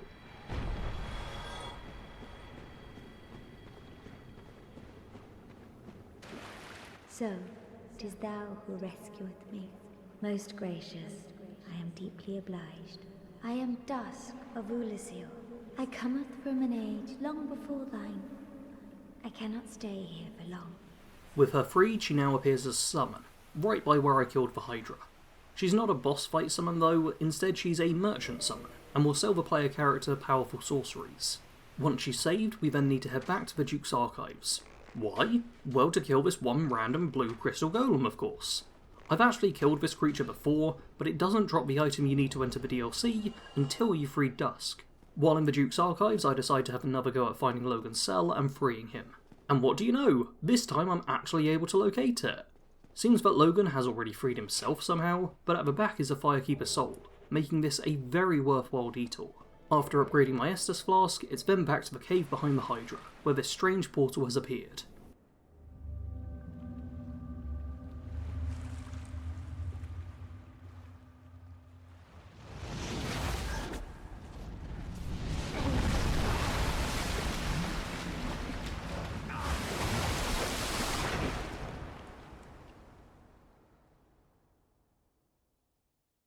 And that's how you reach the DLC. Not sure how anyone was supposed to figure that out by themselves, but I'm left being grateful once again that I can just search online to figure these things out. At the start of the DLC is an immediate bonfire, and that's because we've got a boss fight directly ahead of us. This is the Sanctuary Guardian, an absolutely beautifully designed chimera, with a wide variety of powerful attacks it can unleash one after the other. My first attempt at this boss lasts just over a minute, but I do manage to get some decent damage in this time. Seems that this boss is one that hits really hard, but isn't the toughest out there. If I can learn how to dodge or withstand the attacks, then killing the beast shouldn't be too much of a challenge. On my second attempt, I start to get the hang of dodging, and even manage to use a replenishment mid-fight. Doesn't go all my way though, as I'm still getting hit by the odd attack, and my focus on dodging means I'm rarely getting close to the Guardian. On top of that, I've got some real long-lasting poison. The healing from replenishment was keeping it at bay, but once it runs out, I'm still taking damage, and have to cast it again, leaving me open to attacks. Soon after surviving this, I'm able to land a trio of quick blows on the beast, leaving it a single hit from death. I just need to land one more attack, and I'll have conquered the first boss of the DLC.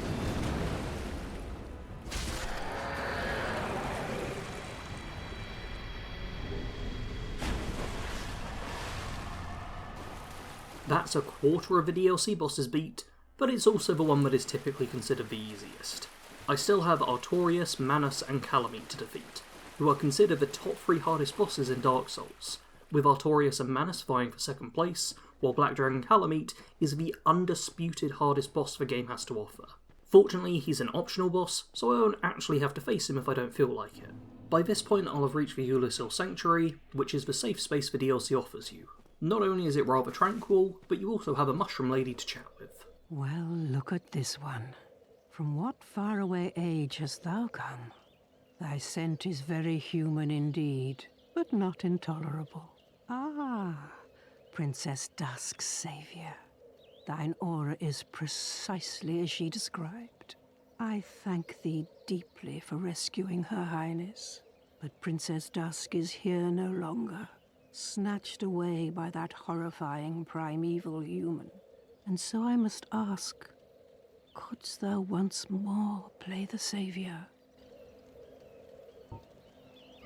Thank you. I am Elizabeth, guardian of this sanctuary, something of a godmother to Princess Dusk. I shall assist thee to my utmost, for I am one with the sorceries of Ulasil. An abyss was begat of the ancient beast, and threatens to swallow the whole of Ulasil. Knight Artorias came to stop this, but such a hero has nary a murmur of dark. Without doubt he will be swallowed by the abyss, overcome by its utter blackness. Indeed, the abyss may be unstoppable. Still, I have faith that Princess Dusk may be rescued yet. That right there was the main explanation of the plot. We're now far back in the past, so despite saving Princess Dusk in our present, she's currently kidnapped by Manus, and we have to rescue her. Artorias has tried to do it, but the mushroom's pretty certain that the abyss will have consumed him, so the job is now ours. The area up ahead is the Royal Wood, which contains 2 types of enemies. First are these gardeners, who are honestly incredibly easy to deal with. They don't deal much damage, have clearly telegraphed attacks, and a fairly small health bar. The other type of enemy are these Stone Knights, who are an absolute nightmare to deal with. Not only do they hit like a truck and have a massive health bar, meaning you have to outlast them more than anything, but they also attack a little too slowly. This might not sound like it would make battle more difficult, but melee combat in Dark Souls is all about tempo. You need to be able to figure out the tempo of the enemy you're facing so that you dodge an attack at the right time. These Stone Knights were just slightly slower than I was prepared for, leading to me mistiming my rolls more than I'd like, and eventually, this.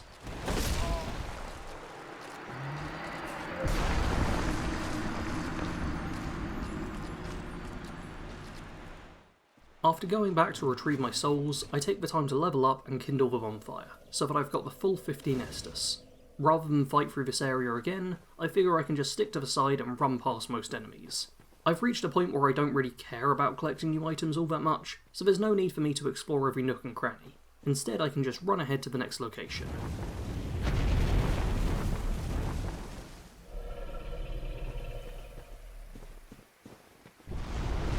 Well, that was terrifying. Didn't realise that the toughest boss in the game wasn't restricted to a boss arena. I'll have to keep an eye on the skies from here on out, lest Kalameet scoop me up in his claws. From here, I'm able to continue my avoidance strategy with the enemies, only fighting the ones that are directly blocking my path. This means it doesn't take long for me to find another relatively peaceful area, one with the merchant who's clearly been grabbed from Bloodborne. Let me guess. Snatched by a shadowy limb and dragged off to the past? Yes, of course. Exactly what happened to me. We are both strangers in this strange land. But at least now there are two of us. He's got a decent selection of items, albeit at twice the price they're worth, and plenty of dialogue to do with the other characters within this DLC. Better yet, there's actually a shortcut you can open in the tower next to him. Considering we've got a fog door to pass through, I imagine that shortcut's going to come in real handy.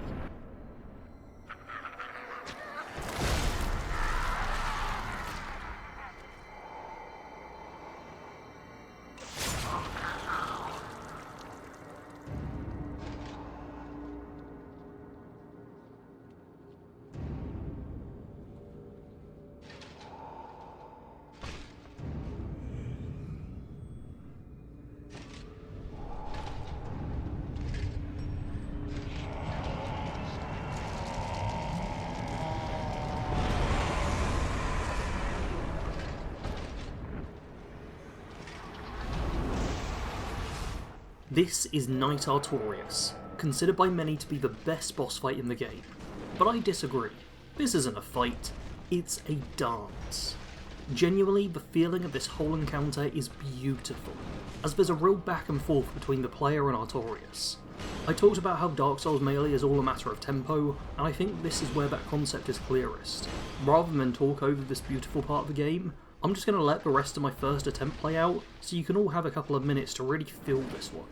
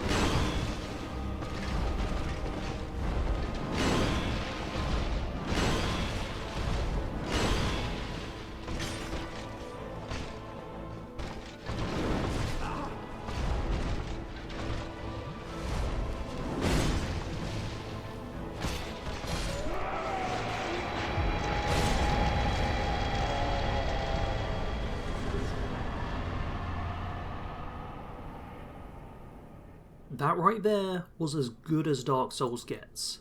Genuinely, best boss of the game by far, and I beat him on my first try. Hence I'm kind of just standing still for a few seconds, because I really didn't believe it. Artorias is in the top 3 of the hardest bosses in the game, and I got him on the first try. And unlike my Ornstein and Smaug fight, nobody can claim I didn't do it myself. There was no summon there to assist me, that was just me and Artorias. A one-on-one which I will not forget for a long time to come. Before venturing ahead too much further, I decided to head back and do a little exploring, as there was an area under Chester that it looked like I could reach. Sure enough, there's this shallow stream with a few dog-like enemies, and a couple of items littered about. See no reason not to explore it to the end, so downstream I go.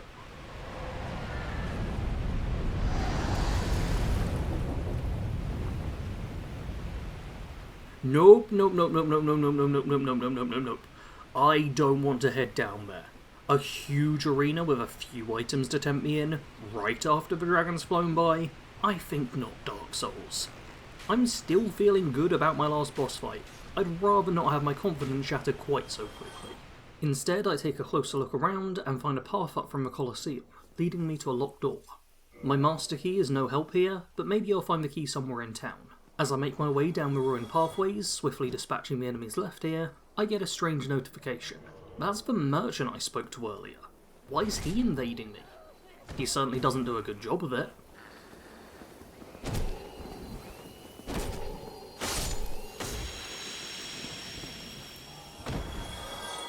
I'm curious at this point to see if I'll find his corpse at the place he was previously stationed, but instead, he's just standing here. Oh, you. You have quite some nerve, or are you just thick? Fine then. What is it that you need? Well, you've quite the nerve.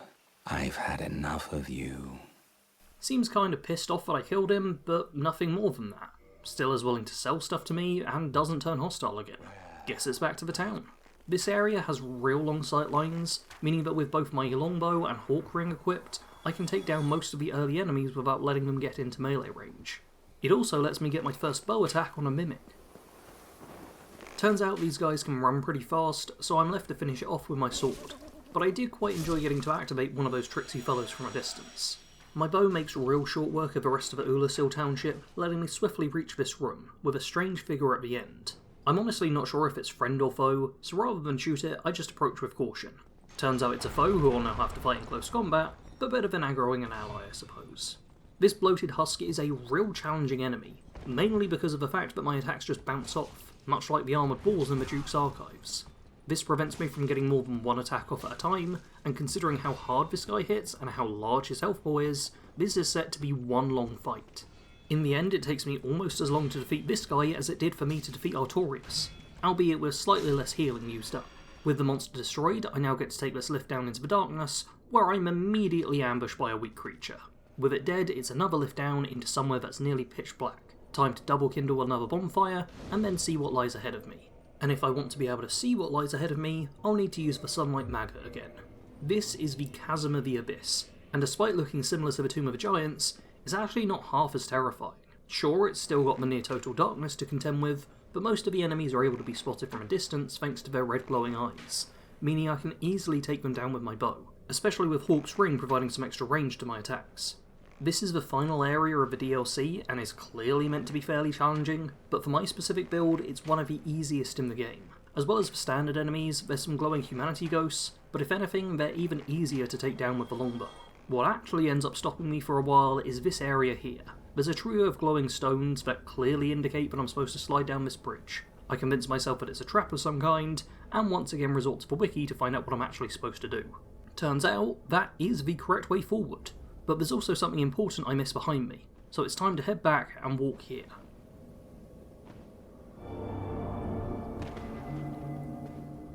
You have to intentionally walk on a ghost floor, but don't worry, Alvina the White Cat from Darkroot Garden is here to save you. By following her forward and attacking the wall where she disappears, I'm able to find this secret room, where a horde of humanity ghosts are surrounding our old friend.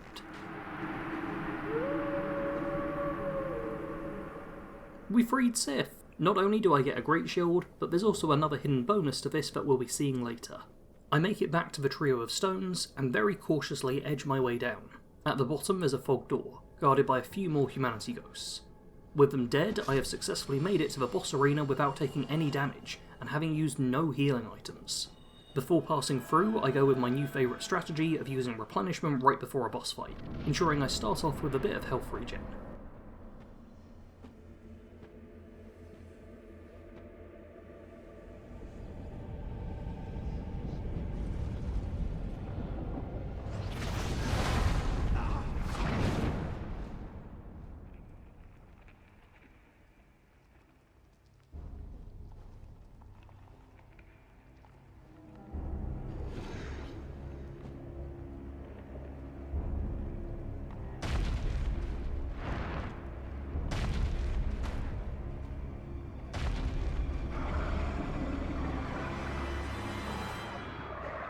This is Manus, Father of the Abyss. I managed to draw First Blood, but he soon retaliates. It feels like we're going blow for blow, and that's before I figured out what his moves are like. But as I'm doing so, I spot a summon sign in the middle of the arena. It's Sith, back to help me defeat the end boss of the DLC. Not sure if summoning them was actually all that smart though, as in doing so I take quite a few hits. I'm able to use my Estus and heal up, while Sith does land an attack, albeit one that doesn't do a great deal of damage. I'm not sure at this point how helpful a summon the wolf is, but the distraction does at least let me get off my second replenishment.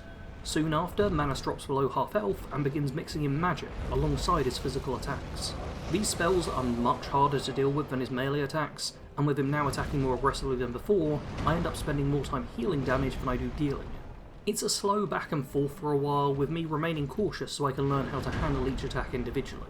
This approach pays off at first, but it seems impossible for me to fully negate the damage from magic, meaning my health is steadily chipped away, while my caution means Manus is taking very little damage. I'm able to knock him down to below 10% of his health, but at the same time use up the last of my Estus. After one big hit with a follow-up of magic, I switch to full defensive.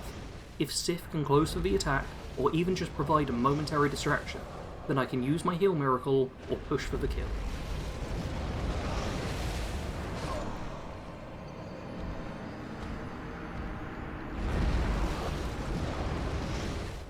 Seems like relying on my summon was not a sensible strategy. Still, I did a lot of learning in that fight, and I'm reasonably confident that I can win on my next attempt.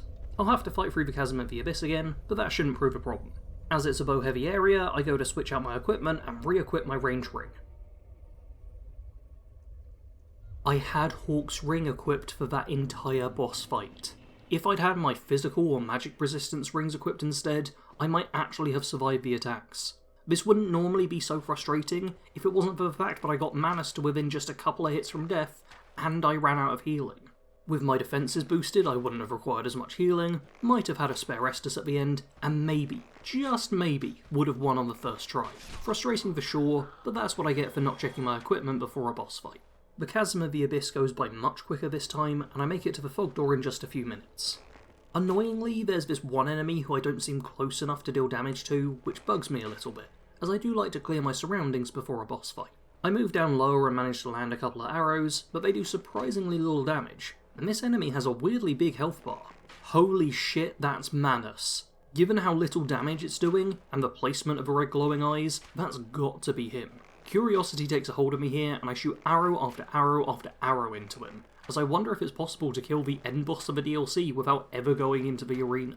I do this for a couple of minutes, before then wondering if killing him before going through the fog door might break the game in some irreversible way, so decide to make sure he still has some health left. Will be interesting to see if his health remains lowered when I pass through the door. This time around I make sure to actually switch out my ring so I'm ready for the fight, cast my miracle, and then through into the arena I go.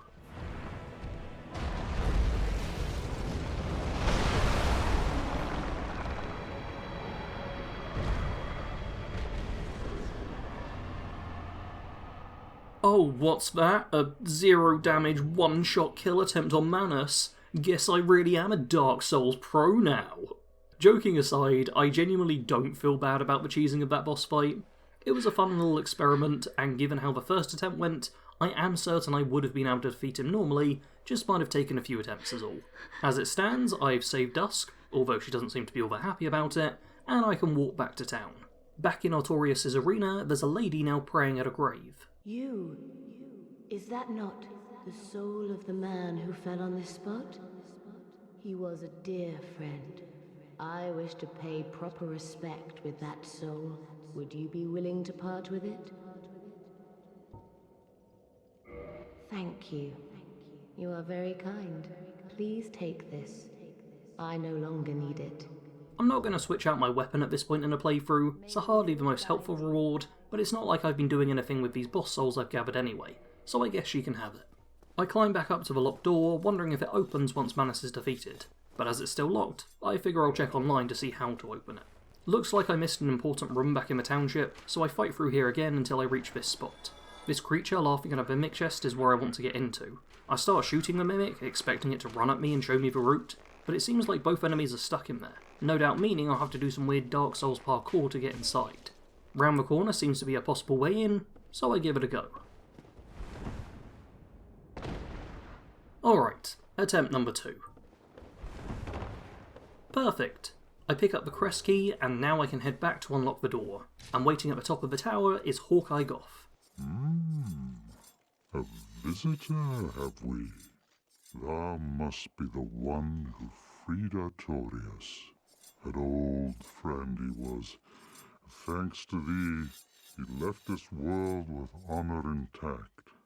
And here I am, retired and blind. Of little help to thee, I'm afraid. Old Hawkeye here is the previous owner of a bow ring I've been using, so has actually been indirectly helping me for quite some time. For a more direct method of help, I have to talk to him again. Tomorrow, is the black dragon posing thee duress?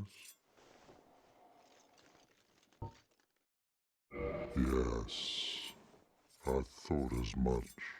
He's called Calamite.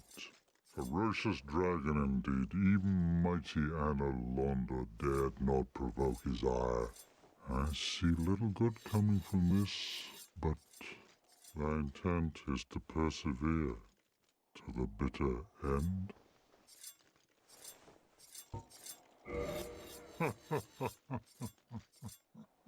Good, good. What is bravery without a dash of recklessness?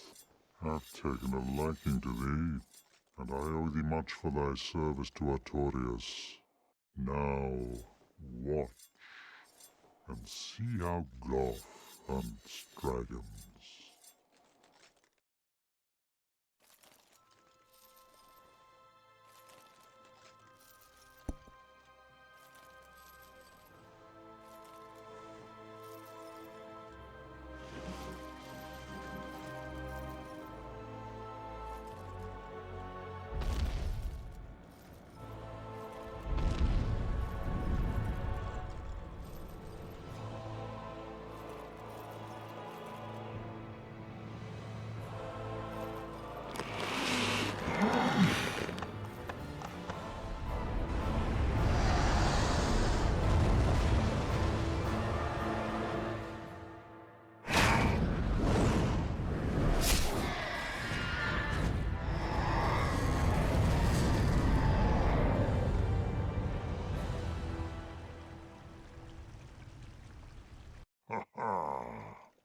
Yes. A truer shot was never loosed. That bat will be grounded for a good spell. The rest is in thine hands. I await good tidings. Dragon slaying. Knighthood's highest calling. Seeing as he shot down the ancient dragon for me, I guess I'll actually have to attempt that fight. Now at the fog door, I cast replenishment, make sure to have the right ring equipped, and prepare for the fight of a lifetime. Turns out he doesn't actually spawn in right away. Guess I cast that miracle a tad early. Down the ladder I go, and now the health bar shows up, and Calamite appears from round the corner. I open with a few arrows, which do a minuscule amount of damage. Truly, this is the king of bosses. Despite that, I'm able to dodge all the early attacks, and even get a couple of swings of my own in. Could it be possible I beat the hardest boss in the game without taking any damage? No, of course not. He hits me a few seconds later, but I am still doing a damn fine job of dodging these attacks. This is the first time fighting this boss, and I didn't do any research on how things go, which means I'm having to work off instinct. At this point, no matter how the fight goes, I think I can be proud of how far I've come. I very quickly learn the different attacks this boss uses and how best to avoid them. Not only am I getting a reasonable amount of damage in, but I also manage to heal when required, and sneak in a cheeky miracle or two.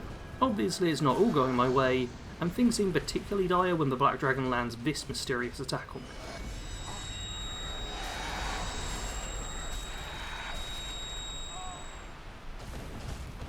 I've now got a floating red marker above my head, which cannot be good. I try not to get flustered and keep fighting the same way, and soon enough the worrying marker vanishes. Things are actually going surprisingly well, and then I get greedy and decide to loot an item. Yeah, I deserved that. Honestly, kind of lucky it was just a basic attack I took there. I keep up the fight in the same manner, getting a significant amount of damage over a short period of time. But this is no ordinary boss, so I soon receive my own flurry of damage in return. I'm charred, tail whipped, and then hit again with the red sonic blast. Not wanting to lose my opportunity, I heal up and then launch a trio of slashes.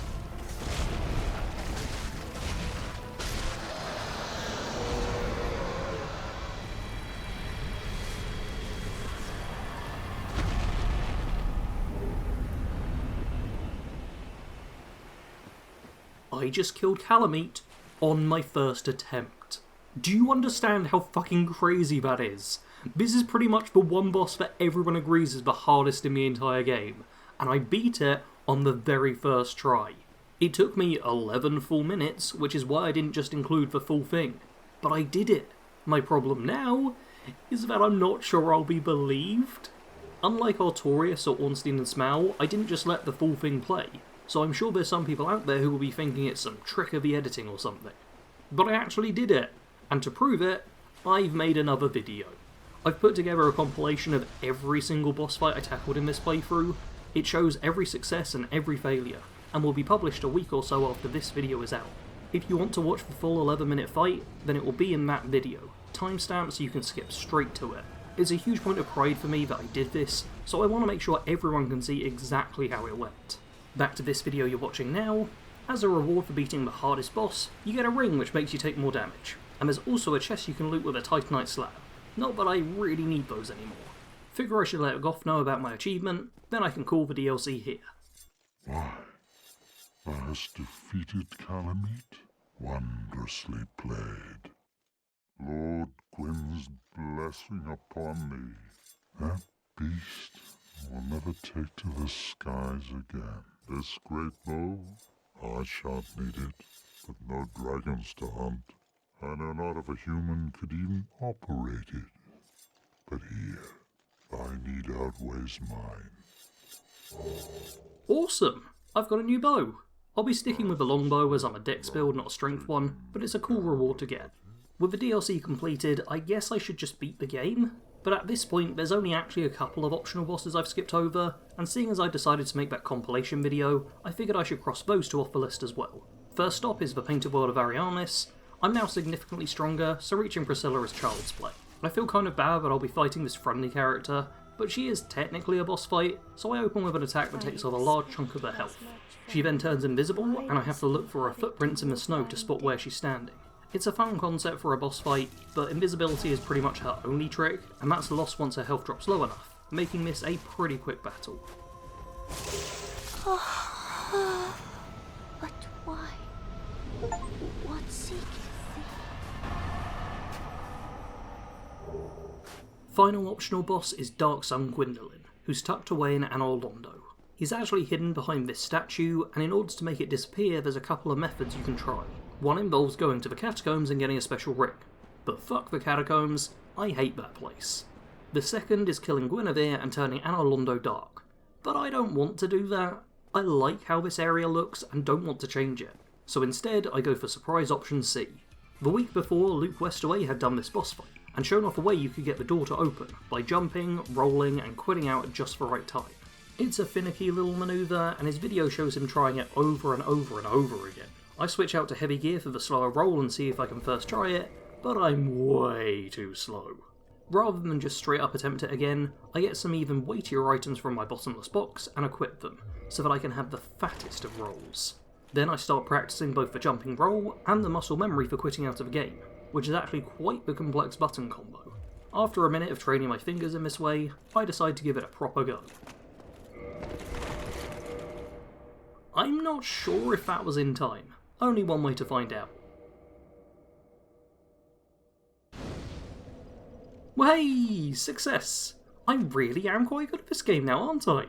I re-equip my standard gear and move forward. Halt! This is the tomb of the great Lord Gwyn. Tarnished it shall not be by the feet of men. If thou art a true disciple of the Dark Sun, cast aside thine ire. Hear the voice of mine self, Gwyndolin, and kneel before me.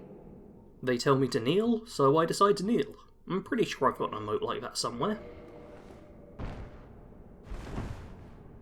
Kind of expected something to happen from that. Oh wait, there's an actual prompt up ahead. O disciple of the Dark Sun, thou hast journeyed far.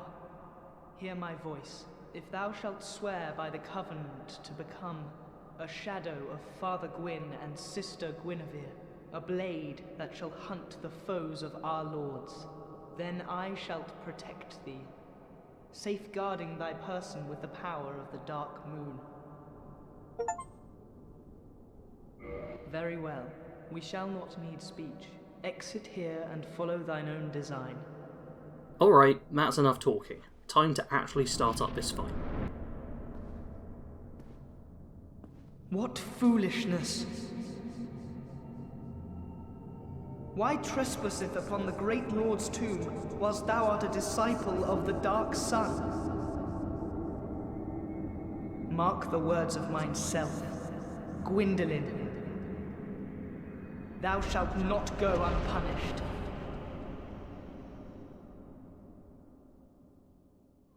Seems like Magic Snake Leg Boss here wants to play a teleporting game.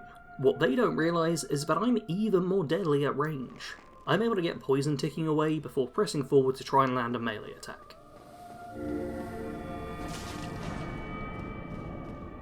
Well, that was annoying. I don't really like the idea of having to chase a boss, all just to land a single attack and then have them run away again. It's giving me some real Gnasty Gnorc flashbacks that I don't appreciate. If Dark Sun Gwyndolin's going to play this all tricksy, then I'll do the same. Seems I can't do any damage with my regular arrows, but poison works well enough. It's a slow way to lower the health bar, and certainly isn't honourable, but neither is teleporting down an endless hallway, so I say fair's fair. I let the poison stack up a few times over, before then charging in, so I can at least land the killing blow in melee. Oh, heretic, swathed in dark, an eternal curse upon thee.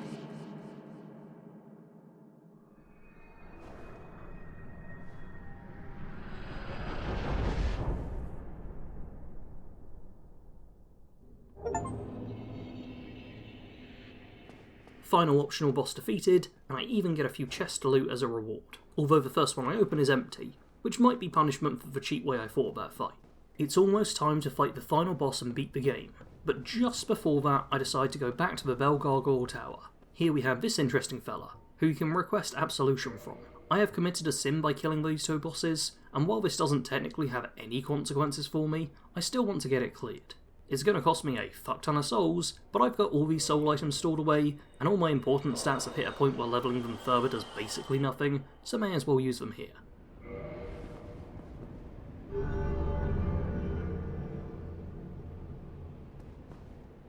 There we go, sin's all paid for.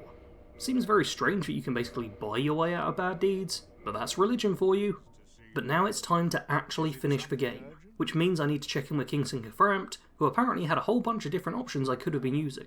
For now though, I just listen to what he has to say. The beings who possess these souls have outlived their usefulness, or have chosen the path of the wicked. As the primordial serpent, I implore you to defeat them and claim their souls. Let there be no guilt. Let there be no vacillation. And then let him take me down to the Lord Vessel for the final time.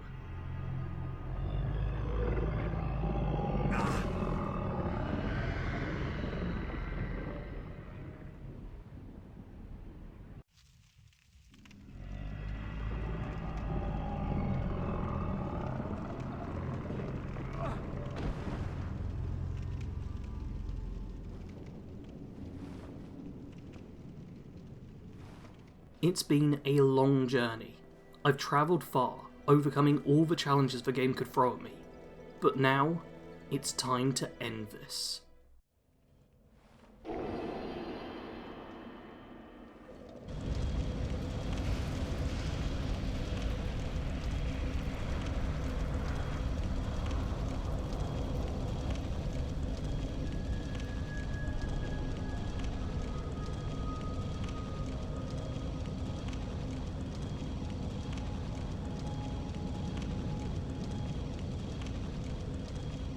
The door has opened, and after walking the steps through a misted realm, I arrive at the Kiln of the First Flame.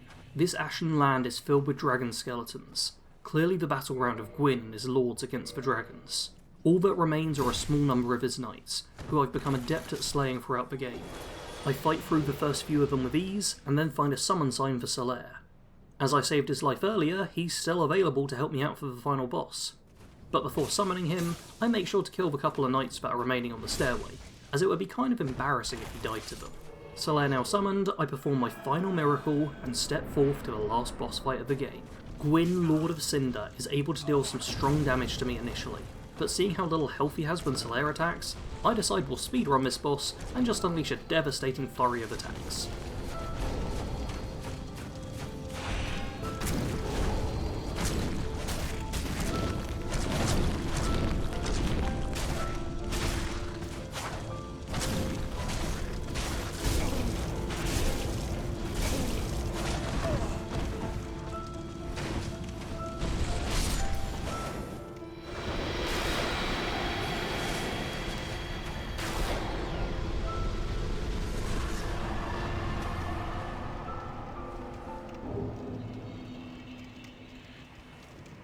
That was 40 seconds to defeat the final boss of Dark Souls. Now it's time to link the fire and end the game.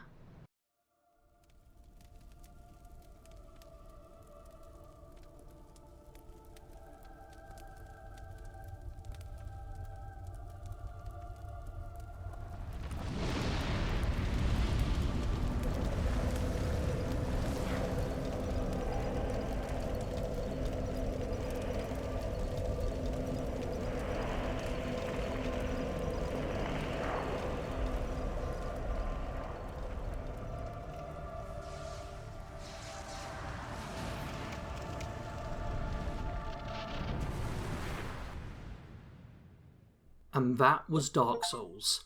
I beat Dark Souls! And not only did I beat it, but I vanquished all the bosses the game has to offer, with a few of the toughest ones being defeated on my first attempt. I don't think anyone can deny that I've got good at the game, like really fucking good at the end there. The problem now is that I've beat the game. It's a real bittersweet feeling to complete a game you've got really invested into, and that was the case for me with Dark Souls.